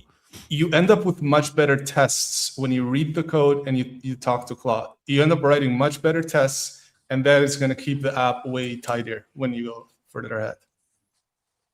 Alrighty. Wolfram? Yeah, I'm not a main developer per se, so basically the AI is probably better in coding than I am. So I've been using scripts and stuff. So I have been creating project and like my Hermes add-on for Home Assistant, I'm using it myself. I gently engineered it, and I spent hours talking to the AI. I basically worked like a manager, and that is far to the L side on the graph. Basically, I do look at the code sometimes, but only if we have to decide some stuff. Usually it's just I trust the AI, I tell it what to do, I test it, and my most used command is review. After every change, I run the review command to go through this, and then it finds some more bugs. And Devin is also very, very good as a reviewer. You can use it for free with an open source project, review all the stuff, and I use it constantly. So I have a lot of AI reviewing. I probably spend more time reviewing than actually coding, because that is the part where you turn it into actually workable projects. I want to hear from LDJ, but I also want to tell you guys that somebody commented on the post that I did on this and said that, hey, the real thing is the ZL Continuum is not per person, it's per task. And for critical task, you should absolutely read the code. And for, for YOLO task, and kind of that's what I'm kind of like alluded to here as well. LDJ, I want to hear from you. Do you read agents' code output? So it depends. So for me, I've been getting increasingly more into things like front end, but historically, I've never really been a front end guy. I hardly know like things in React and TypeScript and things like that. And AI has allowed me to do a lot of things that I've been thinking about in my head for a while, but now I actually do those in a reasonable amount of time. But a lot of this is like kind of basic CRUD apps and dashboards and things like Niston was saying that you can kind of get by without looking at the code. I still try to skim at least like the diffs. And even though I'm not too familiar in React and TypeScript, I'm able to, like kind of read what it's doing and get an idea of what it's doing and try to guide it if I see it going down a certain path, something that I don't want it to. But I think we're definitely going to head more towards L here, and as things go on, and as even just as you guys and all of us end up increasing our palette of the languages and abstractions that we start to dive into that we're not actually traditionally familiar with. Yeah, the more you build, the less you kind of like you can even judge the code. All right, folks. Some folks commented. Looks like we have a 50-50 between spot check, the diffs, and IDE. What is IDE? I will run while you guys comment. Thank you for commenting, Crazy Tom. I will run through the kind of the main themes of AI engineer, because we were at the show but we weren't able to cover this, and I think that those are very interesting for 2026. So here's the top 10 themes, trends that I've noticed at the AI Engineer Summit of last week. Let's go from number 1. Folks, we told you about this on the show. Nobody's sleeping well. We all seem to have AI psychosis and a new thing called FOMAT. Fear of missing agent time. Before we go to sleep or as we're about to leave the computer, somebody, Michael Richman on the show, they identified this as FOMAT, fear of missing agent time. That we're like all so stressed that the agent will not run when we leave the computer or we go to sleep, that we're now working really, really hard to like get that to that point. So everybody in the audience has FOMAT. I asked this, I got to MC, I asked this question on stage, everybody raised their hand. I'm 100% sure that most of us here have some version of FOMAT as well. Yeah, you seem very nodding along. I'm sure you have it as well. So, folks, the FOMAT is a real thing that we have identified, and many people here have. Raise your hand if your agent is working for you right now. Raise your hand if you have an agent working for you right now. I think mine is paused. I think, like, I'm sure that something is happening. If you don't have an agent, you're going to be left behind. You're not going to be left behind. I'm just saying. I just want to say there is a new trend, AI psychosis. Have you seen this? No. That people, because AI psychosis became mainstream, people know about this. Now the people that are against AI calling everything AI psychosis. So if you see if you see someone is doing something, and you're going to see like it's starting to go on like a mainstream media. Like all of a sudden they are going off and no, I cannot do this. This guy is delusional and so on. That's like AI psychosis, the second order. Yeah. I co-hosted a 3-hour discussion with doctors and stuff on Clubhouse on this AI psychosis thing. And it's a lot more when you go into the psychiatry of it. And like, I won't ramble too long, but okay, let me continue, please. With the we can go after on it. Yeah, I will say I chatted with a bunch of fans of the show. They love this banter. I wish we had more time. And folks, maybe after this, if you guys want to do a Thursday post show on Twitter Spaces, somebody set it up so we can like have a link directly. But definitely, our fans love the banter and love hearing from Eunice and you, Yam, like going back to back. So we definitely should do this. Okay, folks, I have a new poll here. Do you have AI psychosis? Type 1 or 2 in the chat. The first answer is yes. The second answer is also yes. Because if you're listening to us, come on, we know.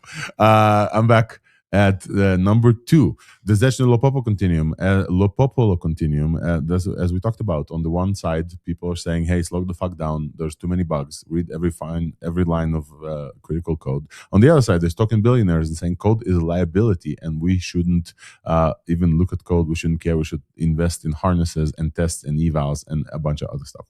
This has been the number 1 question that I've asked multiple people. Are you still looking at code in there?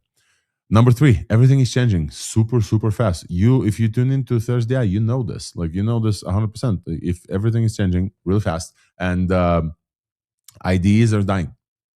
IDEs, as they were before, integrated development environments for you to write code, are dying.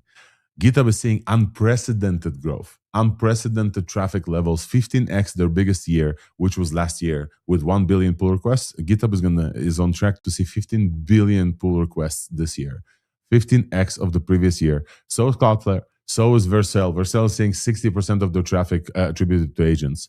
Software can think now. OpenClaws and Hermeses can change themselves. Lead code is absolutely dead. And interviewing is nearly impossible. Nobody knows how to interview people anymore. They're all like, hey, they're going to use Cloud Code. An AI engineer is now a PM or an agent babysitter or a taste setter. You choose one that applies to you, and it's going to accelerate. This is what we're talking about. But this is the next one, is we're still early. We're still early. Can you believe that, like, after all this, we're still early? At least in the EU, many engineers and enterprises are hesitant to use AI fully. Specifically in the EU, there's a bunch of regulation, privacy concerns, and general unease about AI. Many people don't like it. There's a lot of software engineers, and not all are AI engineers yet. This is an outcome of our chat with Swix. Not all engineers are AI engineers yet, and nobody knows what's coming for software engineers and how our role changes. This is definitely a very strong outcome of the event. Another one is AGI is nearly here, and it's not evenly distributed. Everybody at that conference was talking about cloud mythos and whether it's too dangerous to release and going to be a Y2K level cybersecurity event, or is Anthropic actually doing a bunch of very smart marketing pre-IPO and just don't have enough GPUs to release the cloud mythos to everyone. One of the highlights is just talk to your claw. Just talk to your clanker. I've chatted with Vincent Koch and Sally Ann, the both maintainers of OpenClaw, and both of them say, hey, many people just ask them how to do stuff, and the one feedback that they have is that software is intelligent right now. You can talk to your software to fix your software. Me and Wolfram has been doing this for a long time, and we've been telling you as well. Many people text me like, hey, Alex, in OpenClaw, how to do this, or in Hermes, how to do this, and I just like, ask your clanker. Just literally, you need to switch to a mode of understanding that your software is intelligent. And once you do so, it's going to be much easier for you to operate. It's self-improving as well. You can write stuff for yourself. MCP is dead. Long live MCP. This has been a great outtake. Everybody's like, we're putting MCP to death and like burying MCP. Some people actually had vigils and stuff. But enterprises are dumping MCP, and MCP apps faster than ever. If you guys remember, we had Liad Yosef and Ido Salomon on the show, the creators of MCP UI, that turns into this MCP apps protocol, and they've been at the show as well. Many enterprises adopt MCP specifically because with code mode, MCP are not as strong a hit on the context window as previously thought. But also, MCPs are more secure than skills. Just very simply, MCPs are more secure than skills. You can authenticate. You can know which code runs where. The code does not run on your computer is the most important part. The MCP code runs somewhere else. So MCP is not dead, and it's great to see the adoption of MCP still. The last point, we talked about this on the show multiple times. AI was supposed to make us all more productive. Instead, we all just work more. Everyone who I talk to barely sleeps. And it's very surprising to me because we're supposed to offload a bunch of work. We're just like, now we're just expected to do 10x output in many companies, including docs and tests and internalization and everything on your own. This is a very interesting outcome of this AI revolution. Everybody was supposed to work less, but we're supposed to work more. The last one is I added this, and I ran this as a framework by everyone. I call this the MHC framework. Look out for a write-up on me on this. Model Harness Context. Model Harness Context is the new ASL. I kind of want to bring this last piece here. I don't think that these are the three components of an agentic system that will not change going forward. Model Harness Context. And the thing is, it's like ASL. For those of you who are old as me who remember MIRC, and when you're chatting to somebody new online and you would say, hey, ASL, age, sex, location. You needed to know these three things about the person you're talking to. With context, with the agents, I want to know MHC, Model Harness Context. When somebody tells me, hey, OpenClaw is stupid, I have no idea how to react to this until they tell me if they use OpenClaw with Opus 4.7 or MiniMax 2.7. If they're saying Opus is stupid, I want to know which harness they're running this on and what context and skills they have, right? So MHC is the new thing, and we have people who know what I'm talking about ASL. Model Harness Context is also something that will not go away. In a year, we'll still have models that are improving. Intelligence is improving. Harnesses will continue to improve. I don't think harnesses will go away. And context is very important for your personality, memory, etc. This is the main outcomes of AI Engineer. I think we'll move on. Less comments, folks, and we can move on because we have a few folks coming soon. Random, unrelated comment, listen, go. Yeah, I randomly took a picture of my spice rack as I was putting rice in the slow cooker last night. And then I asked Claude, what's something strange to put in that would go very well? It said bay leaves. You can put bay leaves in rice. Okay, all right. It said don't put any oregano or stuff. And it had a whole theory about like the taste matching. So I put bay leaves in rice. It was amazing. It turned out perfect. I just put, yeah. Anyway, try using it while cooking and asking for strange recommendations. and to think it through in terms like a chef would. Listen, MHC. Who did you ask and which harness and what contacts did you provide? This is the you have to MHC. Just Opus 4.6 on the app with voice. That's nice. Okay. Take a picture. All right, folks. I think time to move on because a bunch of other stuff that we have to check. We're going to chat with Quindla Kramer, the creator of Gradient Bank. Before this, though, I really want to take a pause and show you this absolutely insane thing. I know this is kind of like not what people maybe expect from Thursday, and Opus just released. Maybe you guys want to hear about Opus. I have to show you this. I absolutely have to show you this. I'm hoping that I'll be able to show this with sound. This is maybe the craziest thing that I've seen. It's called PyHard. And I'm not going to show you all of it. It's 2 minutes, but maybe we'll watch like 1 minute of it before we have folks join us. Oh, I need to do something for you guys to hear this. Do you guys hear the sound or no? Let's try now. Can you hear this? I told you the laws of physics were literally being destroyed. I'd say you were going crazy. Maybe I am crazy. Yeah, we could hear it. This was supposed to be our timeline. And somehow we ended up over here. This isn't a glitch. Let it go. I'm gonna need someone who isn't afraid of risk. Fry! Listen to me very carefully. I'm gonna get you out. So scientists are now saying that there are a series of baffling incidents that appear to defy the known laws of physics. The math doesn't add up anymore, which means someone, something is changing the math. It's like they built a backdoor into the universe. Uh-oh.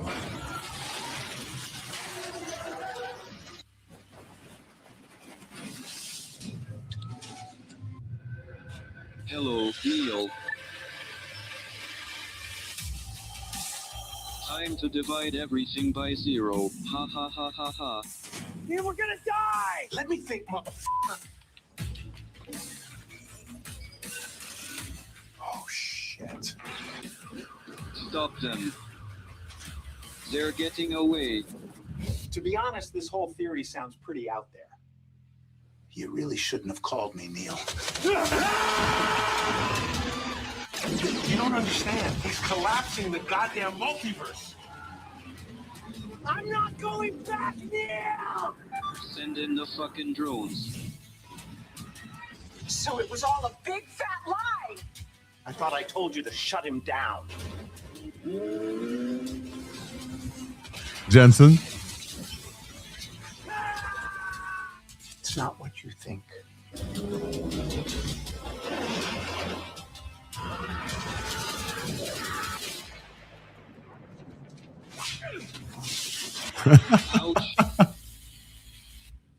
Oh, I have so many questions. So good. So many questions.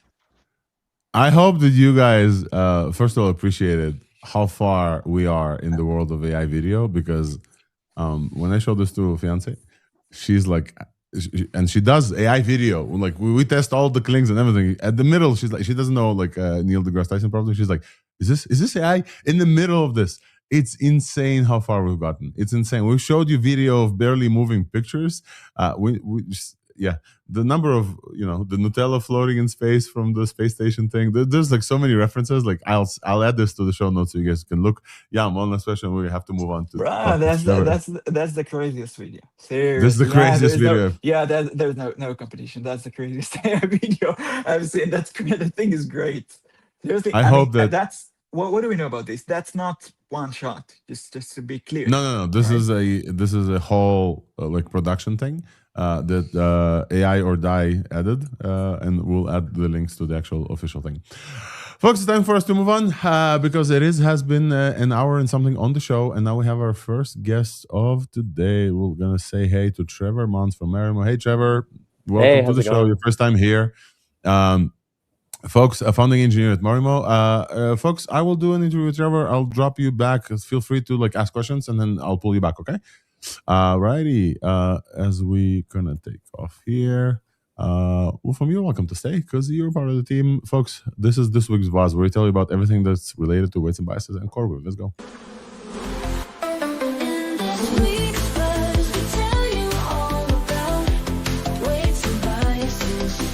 and CoreWeave. And CoreWeave also.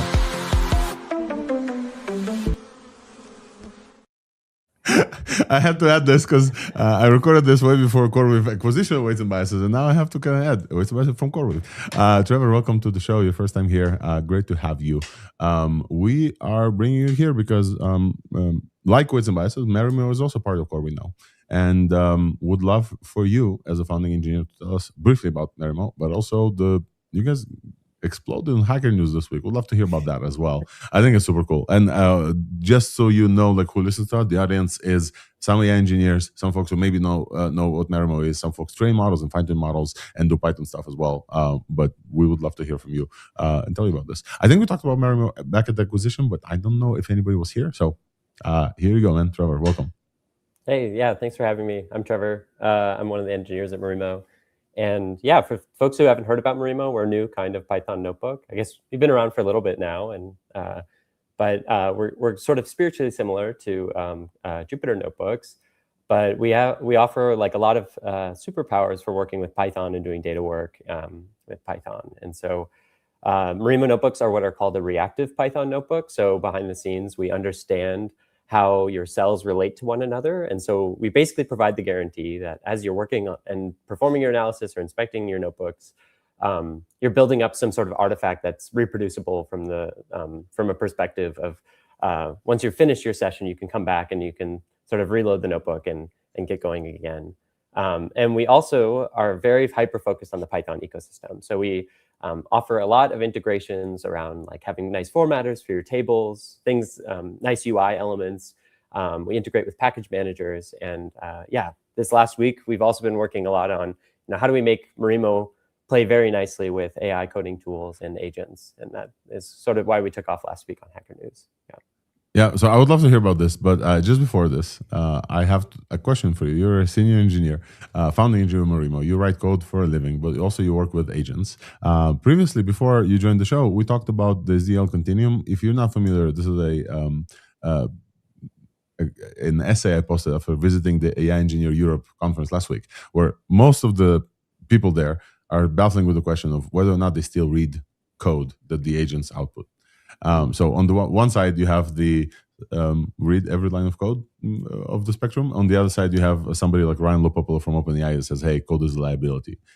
Where would you place yourself on the spectrum? Do you still read agent outputs as code, or do you kind of like YOLO all the way and just like let it rip? If you answer with this depends, I will say that I will not accept this answer because this is the standard kind of like software engineer, senior. Yeah. It depends. No, I need an actual answer. So I'm on the spectrum, and I think I am slowly getting more towards where I review less code. I still review a lot of code manually, but within the last like few months, it feels like years in this timeline, but within the last months, I feel like my job has shifted a lot to trying to build systems that I can have the AI tools verify their results and correctness of the programs. And so trying to shift some of the burden of review onto just having better systems. And it's sort of funny because it extends from just practices that were generally good for software engineering, like testing, good documentation, but just trying to build better systems such that when I do let the AI quote unquote rip, I can be more confident that what it's done is correct. So I don't know exactly where I am on this continuum, but I know what an IDE is. So I think the point here is that IDE is kind of slowly dying. We're going to talk about Warp, the terminal. We're also going to talk about Windsurf joining Devin, and we have Theodore from Windsurf joining us as they kind of like go through this iteration, like Cursor did, like everybody other IDEs. Like, okay, agents, maybe people don't need to look at code anymore. In that world, how does interactive notebook fare? Tell us about the iteration of interactive notebooks in the world of agents are doing some stuff. I think that this is what you went viral about with like pairing with agents on the interactive notebooks. Tell us about the difficulties and also how do we evolve in that world? Yeah, that's a great question. I think, as I started using these tools for my sort of like traditional software engineering role, they've sort of completely transformed the ways that I'm doing software engineering. But I think that data work and like sort of these long-lived sort of sessions that you'd perform inside of a Jupyter Notebook or Marimo Notebook traditionally of, you know, working with your data and trying to figure out the next step of what you're going to do in your analysis. Like these don't fit like the tools that typically are there for traditional software development. So like just out of the box, like an agent is a model, a tool, a set of tools, and a loop, right? That's sort of like the definition of an agent. And I think the tools that they get out of the box are the ability to read, write, and edit files and execute bash scripts. And we have different tools for doing data work, which are notebooks. And historically, like these tools have sort of been not accessible to agents. So with the tools that agents have, they would just sort of, if you put them on a data task, everything is going to look like a nail. And so they're going to like use the tools that they have, which are read, write, execute code. And you might be left with a huge folder of stuff. And it might have gotten somewhere really interesting in analysis, but it's really hard to use that artifact and share it with someone and make that reproducible. And so, yeah, the work that we've been doing is trying to think, you know, how do we give notebooks as a tool for agents to be able to use it really as a scaffold for performing these long-lived data tasks? And so we're sort of operating on the ethos that like notebooks have been like invaluable to humans for doing this type of work, and maybe we just need to have better tools to give to the agents to do that kind of work as well. There's a piece of lore where Alec Radford, one of the creators of GPT, was notorious in like doing everything in a notebook, and they're just handing it off to ML engineers to kind of like productize, but like everything, this whole state, like all of the genius of Alex Radford was like codified in a notebook. And I absolutely agree. I think like the file state is something else, but like stateful execution. Jar, could I put you on the spot and show us a quick demo? Would that be cool? Yeah, I can try. I can share my screen, and because I think that like since the acquisition of Marimo, I don't know if folks like seen what Marimo specifically is on Thursday. I would love to show them. Okay, cool. Yeah. Let me know when you pull up, and then I'll add you. I'm gonna share my window. Cool. I think it's there. Yes. Yeah. Yep. There we go. Awesome. If you can zoom in a little bit, that'd be great, if possible. Should be possible. Yeah. There we go. Is that better? Yeah. Awesome. Yeah, cool. So this I'm just running a Marimo notebook here. You can see it looks kind of like your standard computational notebook. You can create cells. I can say x equals 10, and I can run that cell. I can print a cell x. Yeah, zooming out, like how Marimo works is that we understand the relationships between your cells. So if I do something here where I change this cell to be, you know, a much larger number like 10,000, I want you to watch this cell down below. If I press play, this cell runs automatically. And that's because Marimo understands that this cell down here is dependent on the cell above. And that's what we call reactive execution. And where this starts to get really interesting is that Marimo is not only a library or is not only like a notebook, but it's also a set of like UI elements. So I can do something like mo.ui.slider. And if I make a slider here, let me change this. If I make a slider and I run this, you can see I have this like nice UI element here. But this, because we are reactive, we can actually take the value of that slider. So I can say x is actually equal to slider.value. And now this all wires up to this reactivity. So as I move, you can see that this cell below is running, and they are all sort of chained together. And so it's really this environment that allows you to play a lot with your data, because you both can mix the ability to write code and execute cells, but also extend it with sort of these custom interactive elements. So what we really want is to be able to provide agents the access to, you know, do everything that you can do in a Marimo notebook as well. So I'm just going to clear up some of these cells that I just made below. And in this notebook, I've loaded this data frame, which is from the it's a art data set from the National Gallery of Art. And I'm going to actually pull this over here so you can see that I have this Claude code session connected. And I can just tell Claude to pair with me on this notebook and start doing stuff on my behalf. So I can say, I'll just say, we only see the Chrome window. Like you're not seeing the screen, you're just seeing the Chrome window. So if you can pull up the screen, then we'll see the Claude code thing. It'll be great. There we go. Yeah. Cool. Great. Yeah. Thank you for pausing. So everyone can see Claude now off to the side here. Yeah. Yeah. Awesome. Yeah. So I have Claude code opened here, and I'm currently pairing on a session where Claude is effectively living inside of my notebook environment. So I can say something like, can you add a cell at the bottom and say hi from Claude? So while this runs, I'll just call out that this is effectively achieved via skill, and then things that you've built into Marimo to work this, and the skill is installed with just NPX skills. So I'm going to put this on here. Yeah. Yep. Yeah. Exactly. So Marimo pair is a skill that teaches your agent how to programmatically control Marimo and run inside Marimo. So you can see that it just added this markdown cell for me that says hi from Claude. Oh, nice. But because it's living inside of this session, I can also ask the agent to, start testing code on my behalf, or maybe do something for me. So I can say, can you plot the embedding of these images using Jupyter Scatter, color by type, get the selection with mode.state. So Claude can go off and try to inspect the packages that I have installed in my environment, and then hopefully. And mode.state is a specific UI element. This is a specific to Marimo. Let's see. That now Claude knows because of the skill and everything. Yeah. That's great. Yes. So what we can see is it's inspecting the data frame that I have. It's also looking at the packages that I have. So it's running these little snippets of code in the kernel to understand and gather more context about what it's going to do. And then once it comes up with a plan and something that works, it's going to then use the APIs that we have inside of Marimo to add some cells on my behalf. So maybe I have to go in and edit this just slightly. So, but it's created this little widget for me that as I select some cells here, we can see that we'll get an updated selection of the different cells. And this is an art image embedding of these data. So, that's and so cool. they're colored by, so I made this embedding based off of their thumbnails, and they're colored by the different artwork types. And what's cool is that inside of this, in this notebook, this is a widget. So I've made this selection here, and then I can get this selection back out in the notebook. And the selection is represented as just the indices into this data frame.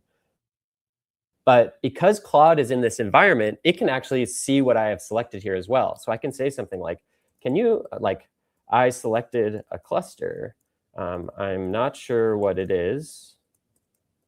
Can you tell me about it?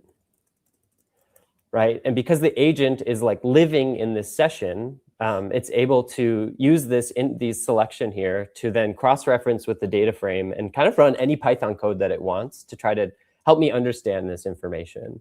So it says that cluster is overwhelmingly Robert Frank's photographs. These are mostly contact sheets.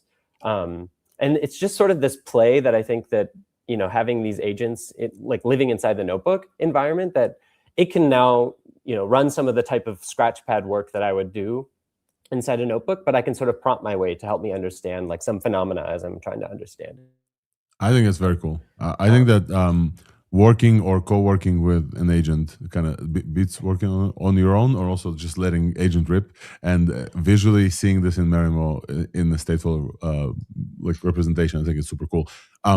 My last question for you, Trevor, and we have another guest, but I would love to hear from, first of all, folks, if you haven't used Marimo, give Marimo a go. It's a great stateful notebook. If you are using Marimo, you don't know how to install this, NPX skills add Marimo team, Marimo pair. I have a kind of auto distribution question for you. Why skill and not an MCP, for example? Yeah, it's a great question. So we started as a skill because the models are very good at the models are very good at writing just sort of, if you give them a bash command that they can run, they are pretty good at it. I mentioned the tools that are available from before. However, what's interesting maybe behind the scenes about how we've implemented code mode, or sort of this interface with Marimo, is that it doesn't necessarily have to be over a skill as well. So we are working on an MCP version of this that is supposed to be paired with where if you look at the skill today, you can either be running it as a CLI or you can be running it as an MCP. So it's more that we have a very small tool surface area, and in one case it's a bash script, and the other one it might be an MCP tool call. And we're thinking about how we can expose that through different ergonomics, for if you're using it in Claude Terminal, Claude Code like this, but if you're using Claude Desktop, maybe an MCP might be a better fit there. And that's sort of the direction that we're trying to go with some of this. So, I got you. That's a great answer. Trevor, thank you so much for joining us. One last question. One favorite feature of Marimo that folks absolutely have to know about that is kind of a sleeper feature? Oh, honestly, I think there's been a lot of care that has gone into, if you're trying to look at some, like understand some piece of information that's inside the notebook, like we probably have a very opinionated formatter for it. So for instance, a very classic data form type is like a data frame. And the moment, like that's often like the killer feature when folks like first use Marimo for the first time, they're like, wow, these tables are really nice. And so I think maybe it's an oldie, but like a goodie. It's a really good integration. So that's great, man. Thank you so much for joining, folks. Trevor Mount from Marimo. Please give Marimo a try. Marimo Pair is now a way for you to put your agent inside the Marimo and like keep the stateful information inside the Marimo notebook while your agent maybe you clear some context as well. Trevor, thank you so much for joining. We'll send folks all the information in the show. You're welcome to come back once you guys do some more incredible stuff with Marimo. Thank you, man. Great. Thanks for having me. Take care. Cheers.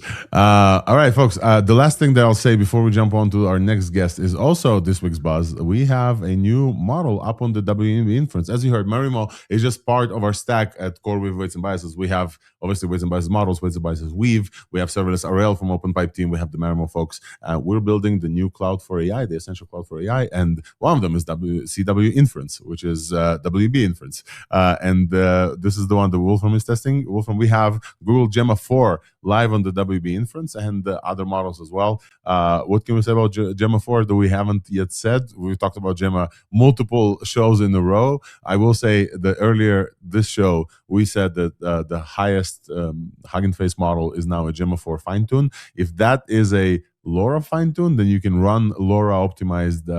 You can bring your own LoRa's to the WB CW Inference, but Gemma 4 is now available on the Weights and Biases Inference if you want.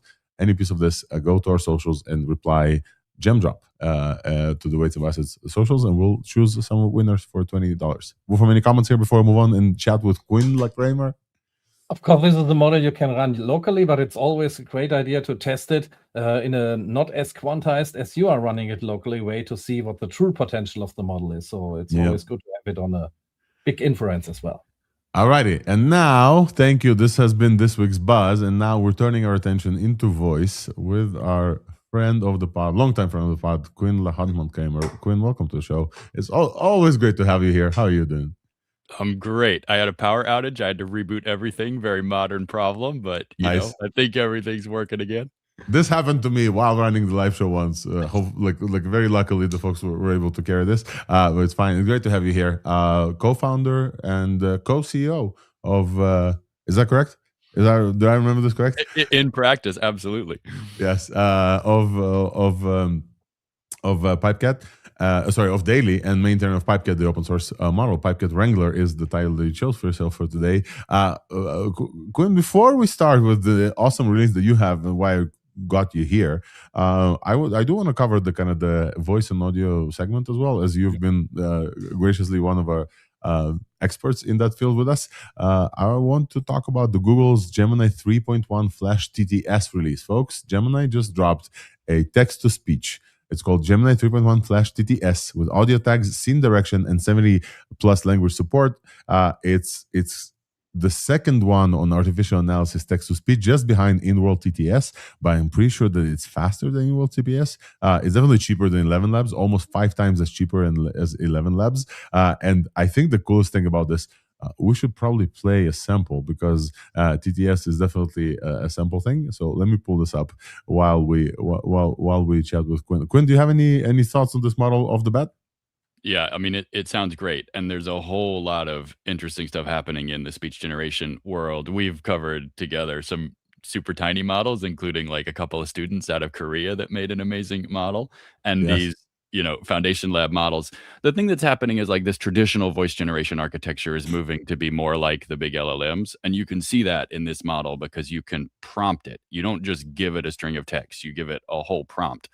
The challenge is we got to figure out how to make these steerable TTS models not do things you don't expect, not hallucinate. If you do a bunch of testing with all the steerable TTS models, including this one, they will do things occasionally like leave out words or slightly change what you told them to output, which is great if you think of them like an LLM as a non-deterministic like system. It's a problem for a bunch of use cases, though. So test these kind of models really heavily. Make sure you pick a model that fits what your use case is, because this stuff, like everything in AI, is changing every quarter. I'm adding a few kind of like tags, and as I think we showed you previously with in-world, these tags are not locked in place. Previously, like when said, like these tags were like built into the model. There was like 5 tags, emotion tags. Here, because these models are like intelligent, you can put up pretty much anything you can think of in tags. Let's try this out. I'm gonna add shocked, who came to Thursday, and whispering everyone. Let's see if this works. We're gonna. Oh, this is. I don't know this UI. Let me. Okay, I need to run. Okay, there we go. Hopefully, you guys can hear this. It's kind of slow. Who came to Thursday this week? Everyone. That was great. That is exactly what I wanted. The whispering. She said Thursday perfectly, and like in shocked motion. That was great. I love this. Have you had a chance to play with this more within the ecosystem of the stuff that you're building? Yeah, and it is really, really good. It's great for the batch stuff. As you saw, it's a little bit slow. It's like 3 seconds time to first token. So you can't use this model yet for real-time conversation. But if you have batch mode stuff, especially if like literal word accuracy is not critical for your use case, I mean, it really is a step forward. To be fair, OpenAI has a model that has a similar architecture. There are more models coming that are fully steerable. But this one's really, really impressive. That was impressive. Speaking of impressive things, Quinn, this week you finally launched something you told me about back in, I want to say November, something like this. Yeah. We talked about this. It this. was a side project. I wasn't like really working on it, but it's a side project that broke containment. You guys can already hear the music or not, but like this is Gradient Bang.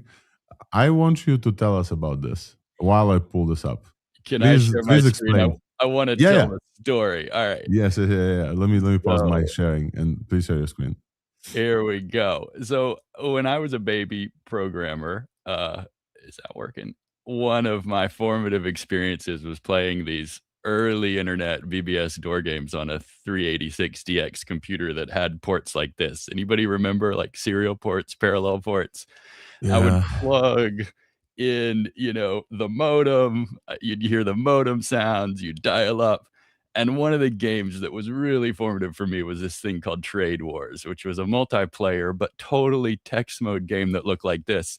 Super sophisticated, ANSI, 16 colors. We thought it was like cutting edge. And you typed at this interface. It's like Back to the Future in our TUI era. I've been thinking about this all the time.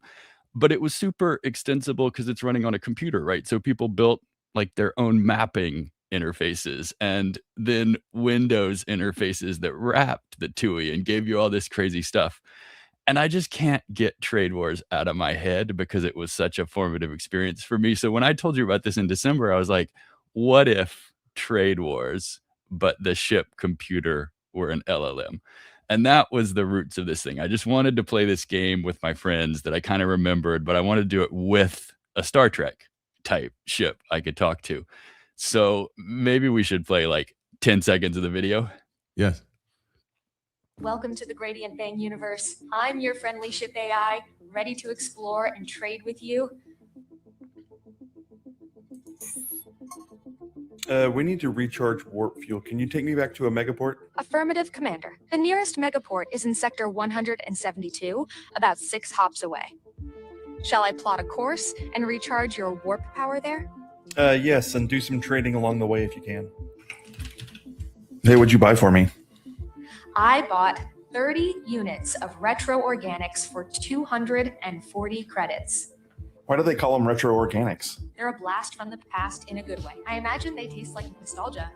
Great news. Chester's Trading Conglomerate has been founded. Hey, excellent. We've successfully acquired an autonomous probe and christened it Raptor. Tell the Eagle to do 5 trade loops and then tell the Hawk and the Raptor both to do 5 explorations. Eagle is on 5 trade loops. Hawk and Raptor are on 5 exploration loops each. Your fleet is busy.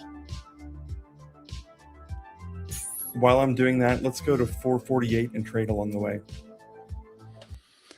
So as you can tell, this thing got totally out of hand. Like I hacked together this game, we started playing it, and then it became clear really quickly that like a lot of things in voice AI, all these problems we were trying to solve actually are kind of very general. Like how do you build AI native software problems? Like I totally believe that in 5 years, all of our software will have multiple LLMs baked in at every level, running locally, running in the cloud that we call out and use APIs to access kind of everything you can imagine, and stuff we can't imagine yet is just going to be LLM powered. And so as we kept like Claude and codexing on this game and adding stuff, there were all these like super interesting themes. So the first one was managing subagents. Once you have one ship, you want more ships. So we built like corporations, which are teams, so you could buy more ships. And then the game actually becomes tasking the subagents more than just flying your own ship around. So we built a whole architecture for subagents. That actually architecture is now a Pipecat library called Pipecat Subagents, and it's a class like event bus, and it works locally, it works over the network. So we're super excited about that. And then once you have subagents, like you're fundamentally you're managing different models for their strengths. So the voice agent actually runs typically a different model than your subagents. And we have like a fork of Radiant Bang where the subagents all can be routed to different models. And the next thing I want to do is like push that live so that people can run their subagents on their own machines. Like I've got a DGX Spark. I want to run like customized subagents in the cloud game on my DGX Spark. Because like if I can customize my subagent, I can probably like I could probably catch Alex on the leaderboard. And then like very, very, very long context management. So you join this game, maybe you play 20 minutes a day, maybe your subagents play longer. That is a huge, huge context to manage. And we're all living in that world with like coding agents where we're in, Claude and Codex hours and hours a day. They're amazing. They're actually not that great at managing a multi-week context. I now prompt Claude and I'm like, hey, look up those Codex transcripts.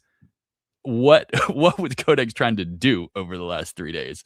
So we have this long running game, and there's game event history in the whole game, that accumulates. So how do you give the LLMs access to that long history? And then because there is a game engine behind it, we're actually sending a ton of structured data into the tasks.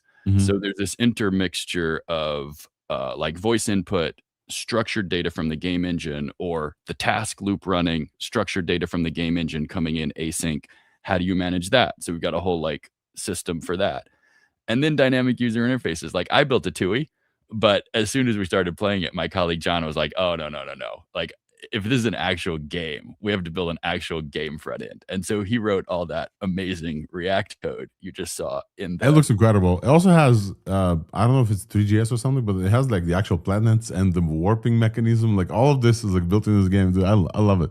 It's a side project. I was like, John, all I care about is the subagents. All I care about is the subagents. John was like, no, it's gotta be a game. And a lot of that is just rendered by the LLM, the UI agent LLM that's running in the server, just throwing JSON over to the client. And that feels like a totally new paradigm. And, we're all trying to figure out, okay, what do UIs look like in this LLM world? Well, part of it is I think the LLM dynamically generates the UI. And then, there's a bunch of stuff. So you can see how this side project got out of hand. That's crazy, dude. I wanted to bring you up because I think the highlights for me, obviously, Pipecat. It's all built and runs on dailies because it's all super duper fast. The transcription there, since last you showed me like in the beginning, like it's nearly perfect. It's still not perfect, so it's great that like I can see what it understood, because sometimes I would say something or Daria would come in and like say something to her, the game starts like running ships and like, oh, hold on. So that's a very interesting like attempt, but this is a full talk to your LLM game that I haven't like experienced anywhere else so far. I need folks to understand like what's going on. You load Gradient Bang on, and you just talk to your agent. You just talk to your ship, kind of like in the Hail Mary project. The guy has the rocky kind of alien, but it also has a ship. It wasn't like that highlighted in the movie, but like the ship is like an intelligent ship that you can say, hey, we should go over there, and the ship does the thing. This is the game. It's built with incredible voice interface, and obviously coming from you guys. The voice interface is like the top. Give us maybe for a last question. Can you give us like a little bit of a technical breakdown of what's going on there? What models are you using? What is the latest models? Are you playing around with different models there? With transcription, which is great. Give us a little bit of those details because people love to hear those. Yeah, so we built it so you can use any models for any part of the game. But what the version you're playing online today, and we kind of swap stuff out, just to experiment. But the version you're playing online today is DeepGram for transcription. So the audio, it's DeepGram, and it's a great DeepGram model. So the audio goes from your web browser to the PipeCat multi-agent system running in the cloud. DeepGram transcribes it. The text goes to your voice agent. Your voice agent never blocks. So the voice agent is always running, auto-compacting the context, has to respond within, 1,500 milliseconds or better for it to feel like that tight experience. The voice agent is spawning all these other tasks, and there's a UI agent and a history agent and a couple other things running in parallel that run most of the time when you get a voice trigger, but not all the times. There's some programmatic rules about what runs when, what has enough context to run when. The main voice agent today is GPT-4.1, but we swap it out, in a bunch of different contexts, partly so we can get good data about what's working. Because with a few hundred people playing all the time, we have a lot of really good test data here. And then the task agents are a mixture of Gemini and GPT-5.2, depending on which task is running. And we have a whole bunch of benchmarks. In fact, this project spawned a benchmark called GB Benchmarks. We can drop the URL in the show notes, because the task agents themselves are super complicated. And you really want to open-endedly task these other ships you have. You're like, oh, go do this trading run out to this part of the galaxy. Come back when you've made 10,000 credits. So you're trying to get these task agents to just figure stuff out. So it's actually really demanding. So we're running, I think today in prod, we're running GPT-5.2 medium thinking, because you're trying to balance, can it do this open-ended type of stuff that players ask it to do, against every turn in the loop needs to be fairly fast. Otherwise, the game is really boring. So medium level thinking on GPT-5.2, it's actually a sweet spot on our Gradient Bank benchmarks, open source benchmarking. That's incredible. Last question, and before we bring Theodore here, you read the ZL Continuum essay that I wrote during this game. Where were you on the ZL Continuum? So part of my goal for this, since it was a side project, was not to write or read any code. Let's go. And so I've been doing that since November, and it's been painful in different ways, but also a great learning process. When John started writing the React code, I was like, John, the rule is we don't write or read any code. We don't read.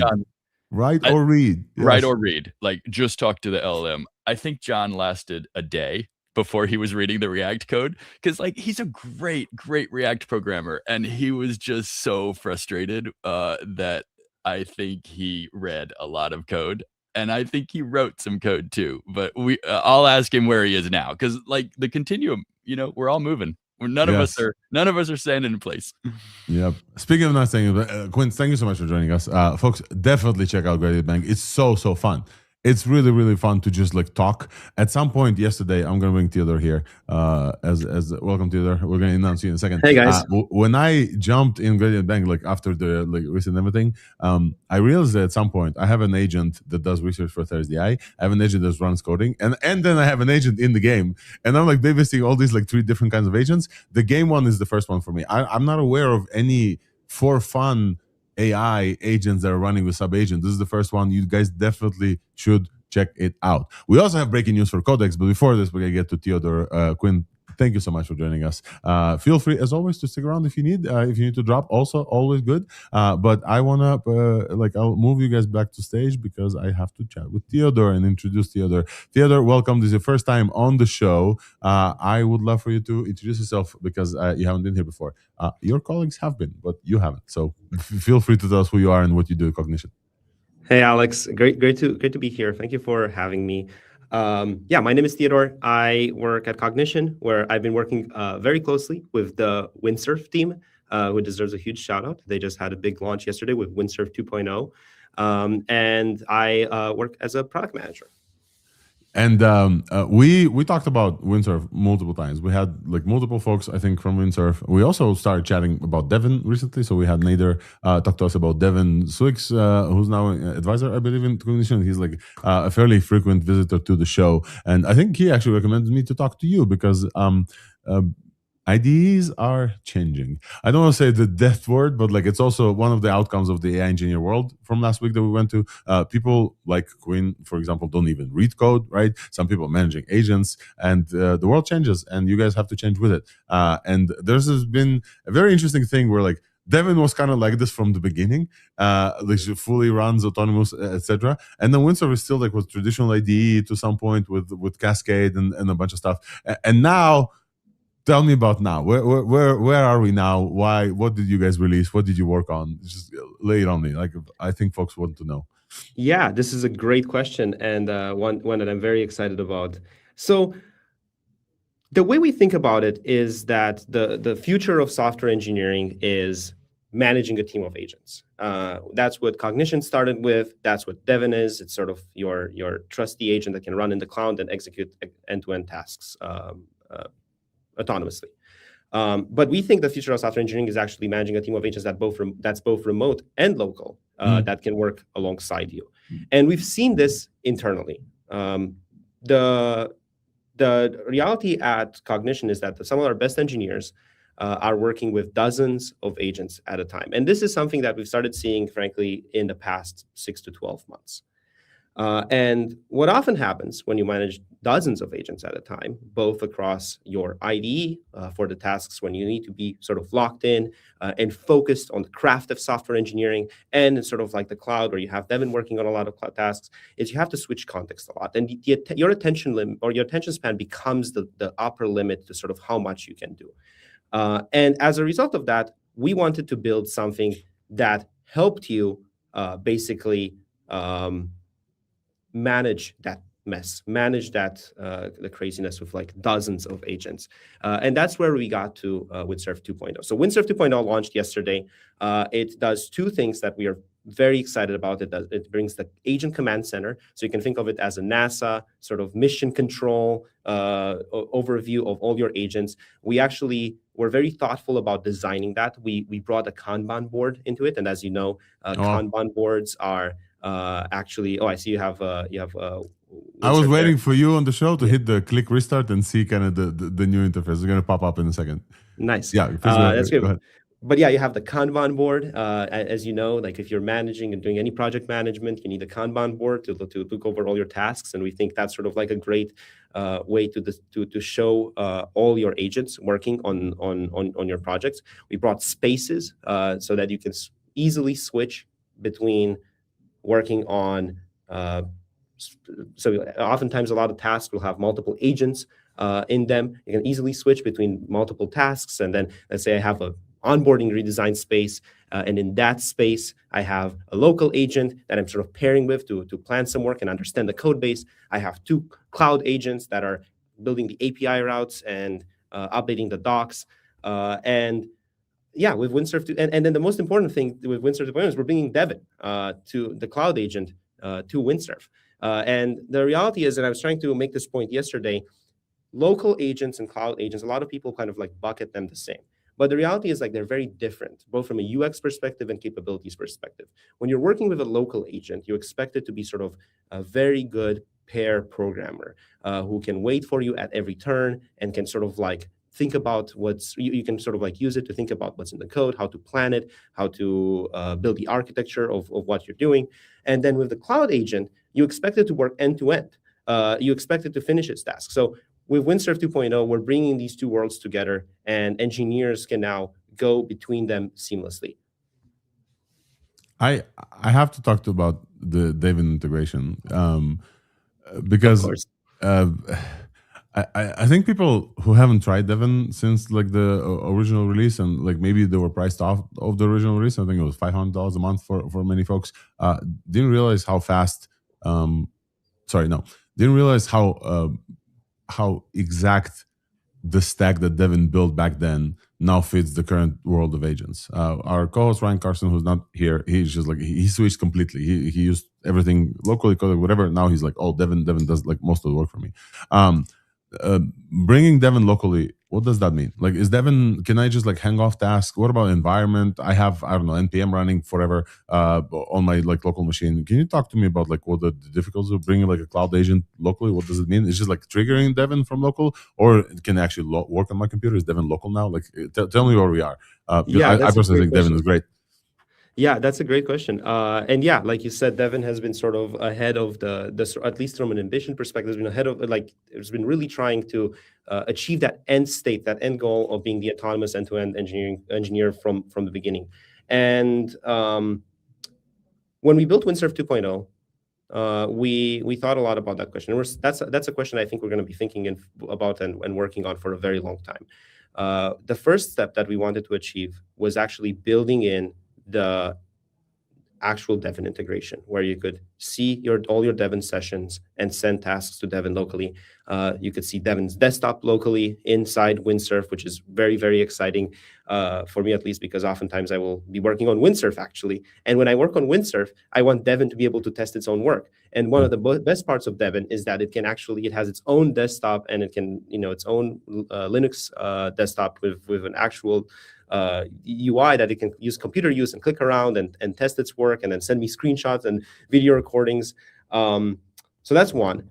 The second phase, and that's sort of something that we built with Windsurf 2.0, is this idea of being able to plan locally and implement in the cloud. And I think that's sort of one of the most underrated parts of Windsurf 2.0. One thing that we often notice internally with engineers, and some of our best engineers, is that whenever they have a really hard task where they are going deep in the code base and they're trying to understand things that maybe they haven't written yet, local agents are still great, because you can kind of like use this, what I call Socratic method of working with an agent, where you're sort of like going back and forth with questions, challenging assumptions, trying to understand different subsystems, etc. And once you are in a great spot, we have understood all of that, you have all of the context formed in that conversation, you have maybe a plan of what you want to do. Oftentimes it's just execution, and it's testing, and it's making sure that CI passes, it's making sure that you find the bugs. And we wanted to make sure that we built that handoff moment. And that's one really exciting part of Windsurf 2.0. In terms of other things, we are, I think we're cooking. We have a lot of things that are sort of like the top of mind for us. You mentioned local computer use. I think that's something that's very interesting. I think you can go take it further with managing fleets of Devin. We had a launch a couple of weeks ago where Devin is managing multiple Devins and sub-Devins, and you can schedule them remotely. Scott always has talks about how— I love it. Yeah, it's. I think one interesting stat that I can share is that since those two launches, since we launched Managed Devins and Scheduled Devins, I think our internal usage has doubled.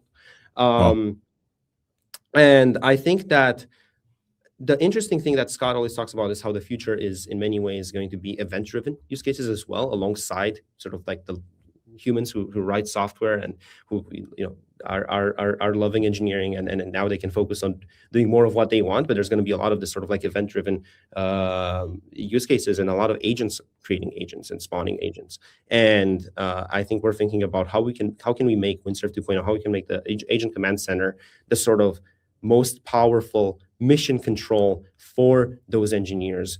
It's truly a golden age for engineering right now, because you can have something like Windsurf 2.0 that lets you just be in the flow, focus on the tasks, or honestly on building the things that you like building most. Like one thing that is interesting is some of the best CEOs in the world right now, Mark Zuckerberg, people like Sergey, yes, to coding. And they're really, it's sort of like agents have reduced those barriers to writing to writing code and kind of like getting back in the code base. And you know what else they reduced? And apparently you guys mentioned this as well, is how much everybody sleeps. Like I read some tidbit there that some folks in Cognition cannot go to sleep without like kicking off thing. At the beginning of the show, you weren't here with us. I recapped the AI engineer thing. One of the most insightful talks there was a talk from Michael Richman called FOMAT, Fear of Missing Agent Time. Maybe it's the last question, because we're almost at the end of the show. Would love to hear from you how like super AI pilled, like like Devin, like Cognition engineers are like dealing with the fact that like, oh, you know, if you're not running Devin overnight, like, you're achieving way less.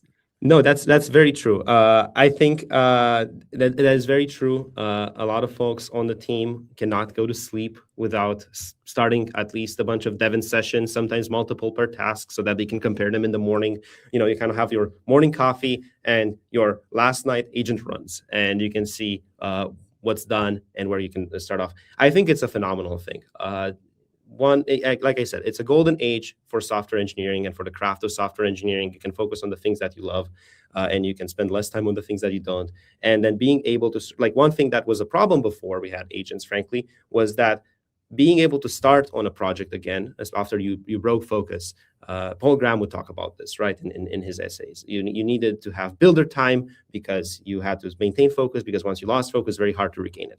With something like our engineers starting like dozens of agents at a time before they go to sleep, when they wake up, they can have their morning coffee and they can just sort of like jump right in. So it's such a fantastic time to be a software engineer right now, where you don't have you can just sort of like constantly keep going, and it's very exciting. That's awesome. Theodore, thank you so much for joining us. We have breaking news. I'm going to bring up back folks, and as we have breaking news, Theodore, thank you for joining. Folks, check out the new command center, agent command center within the joint the space between Devin and Windsurf now. And I think it's absolutely great. But I think we have, let me add LDJ here, we have breaking news, because this is a Thursday show. AI breaking news coming at you only on Thursday.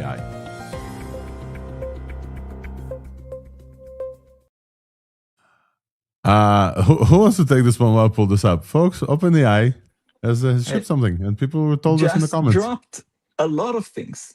Yeah, okay, yeah, go ahead. Just dropped a lot of things, a lot of a new package of I don't know, presents of gifts for Codex, for the Codex app. Let's just go through it. Okay, I mean, yeah, I can see with the glasses. All right, let's yeah. So we got computer use and a bunch of. One moment, I'll tell you exactly what the other stuff is. So we have. Is this within Codex, the computer use thing? Yeah. So OpenAI now, ChatGPT can use my computer. Oh, lovely. Computer environment screenshot, QA model will do a tool call, do application code, and do clicks. That's very nice of them. But I don't see anything. Okay. From what I understand, first we got computer use, in-app browser, image generation and editing, 90 plus new plugins that connect. Wait, image generation launched? What? Wait, I'm just reading out. That's direct quote from Thibaut. Multi-terminal, SSH into dev boxes, thread automations, rich document editing, and learning from experience and proactively suggestion of work.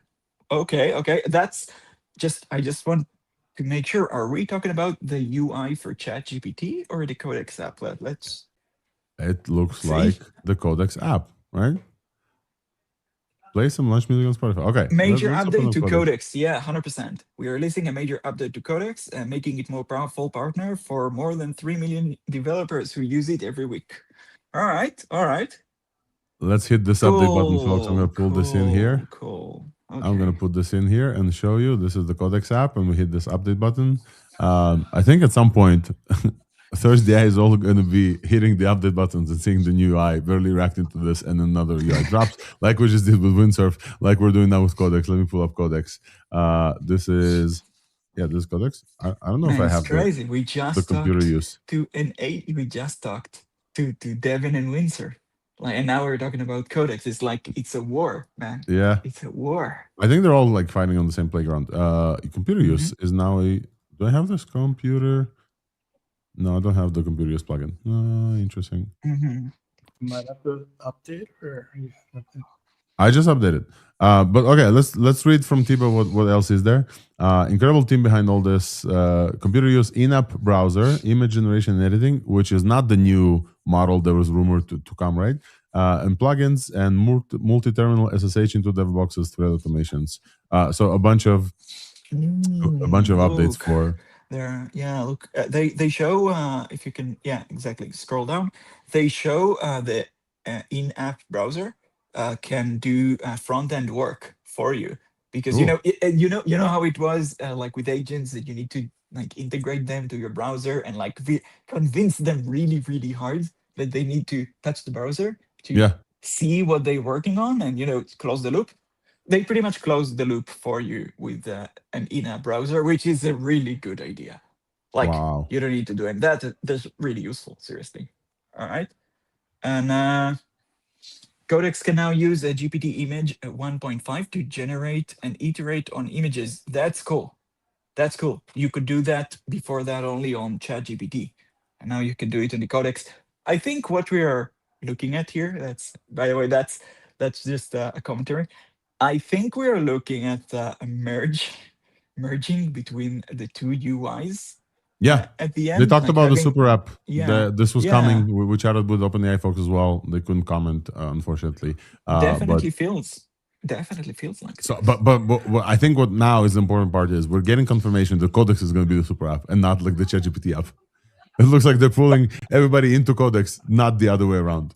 Look, the thing is that Codex is an agent. It can do like multi-step reasoning and multi-step, messing around your computer in multi-step and not just, Yes. a single step answering like ChatGPT. Even though ChatGPT can go and look stuff online, it's kind of agentic already. But they want to consolidate everything under one UI. And Codex app is a really good harness on its own. Especially if you consider like harnesses that are like, I don't know, with UI and so on. It's one of the best offerings today. I think you can compare it like it and Devin. I think gives you the best experience today in terms of UI, just plain UI for agents. So it makes sense, but that's kind of bold to, I don't know, they have 400 million users a week and like trying to divert them to a new UI, even though it's kind of the same, man, that's bold. That is bold.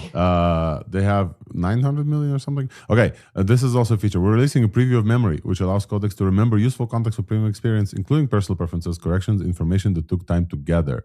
I think that's super cool. When you just talked about like how do we manage longer context, and memory is a big part of it. That is what jumped out to me in this tweet from Thibaut, where there's like 8 really amazing things, but he said learns from experience. And I think all of us who do non-trivial stuff in coding agents, we're always trying to like add this to the notes file, add this to the README. Wait, write down exactly how you got here so we don't get in this loop.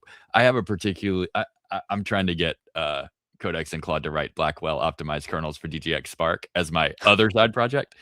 And it is so far out beyond what they can easily do that I spend 3/4 of my time nudging them to like, no, get out of that loop. We were in that loop yesterday. Let's get out of that loop. So, I mean, learn from experience is just a massive unlock if they can put the pieces together.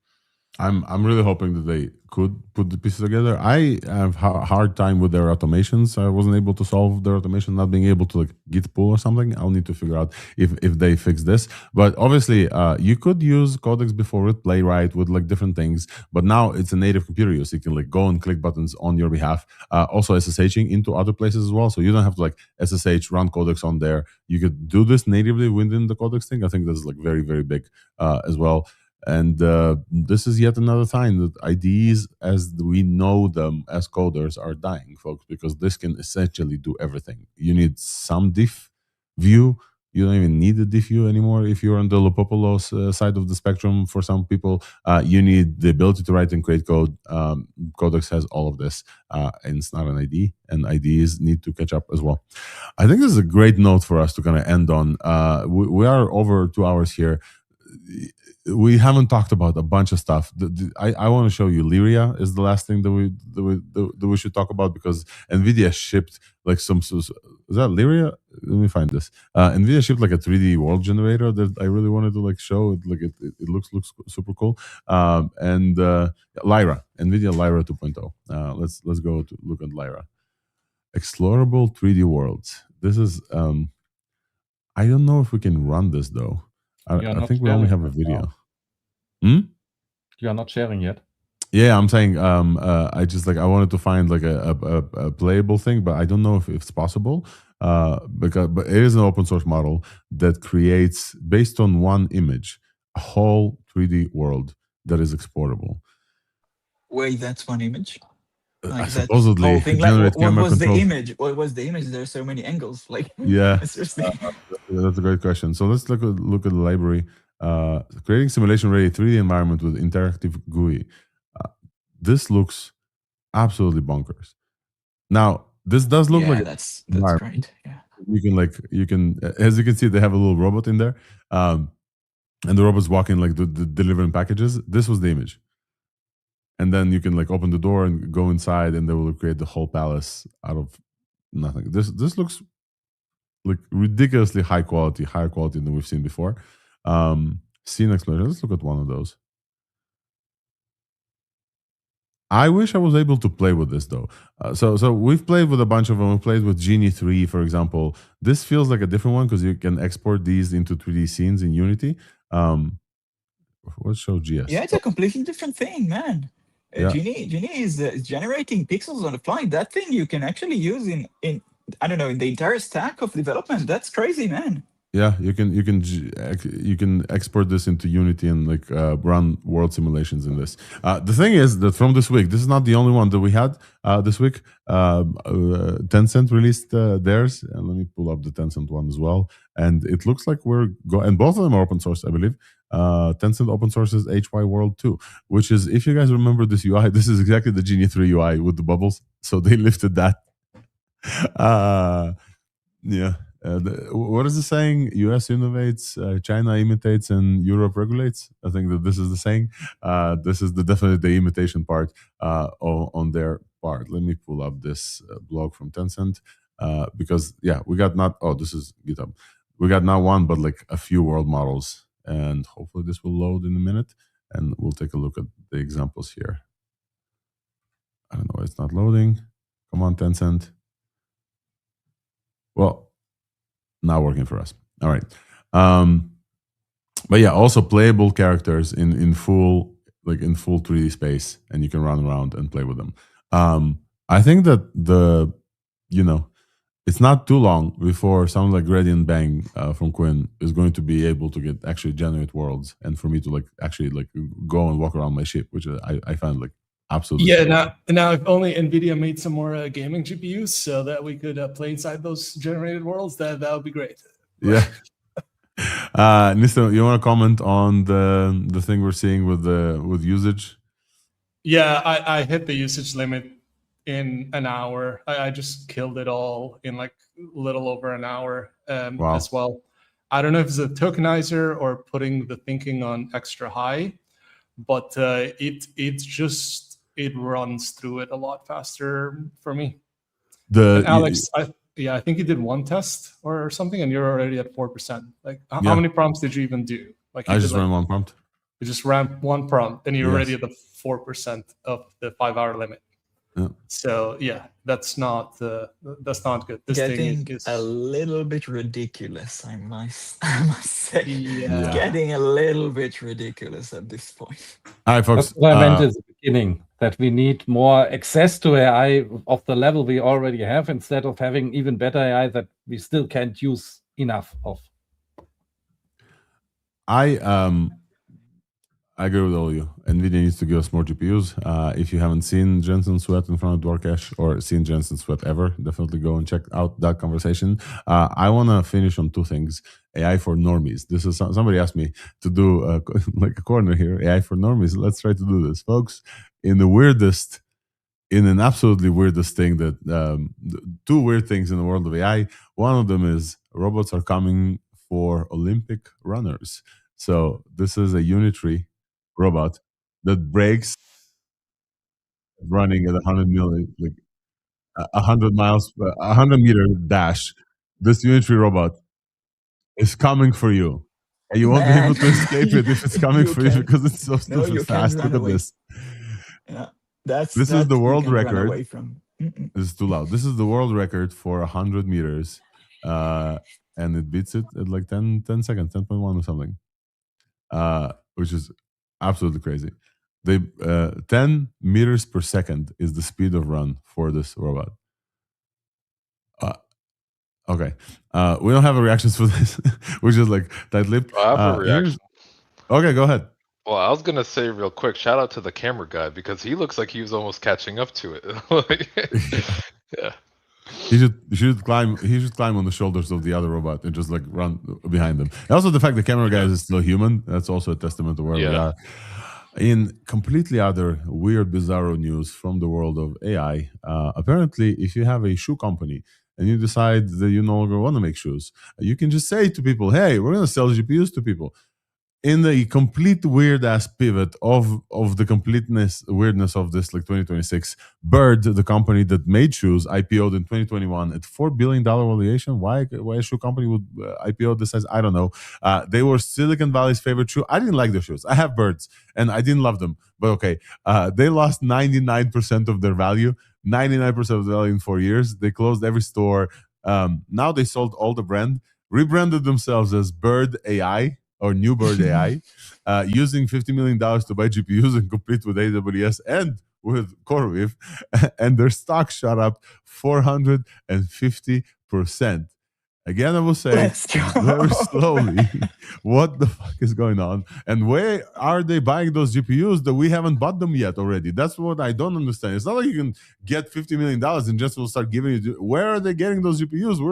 We're looking for them.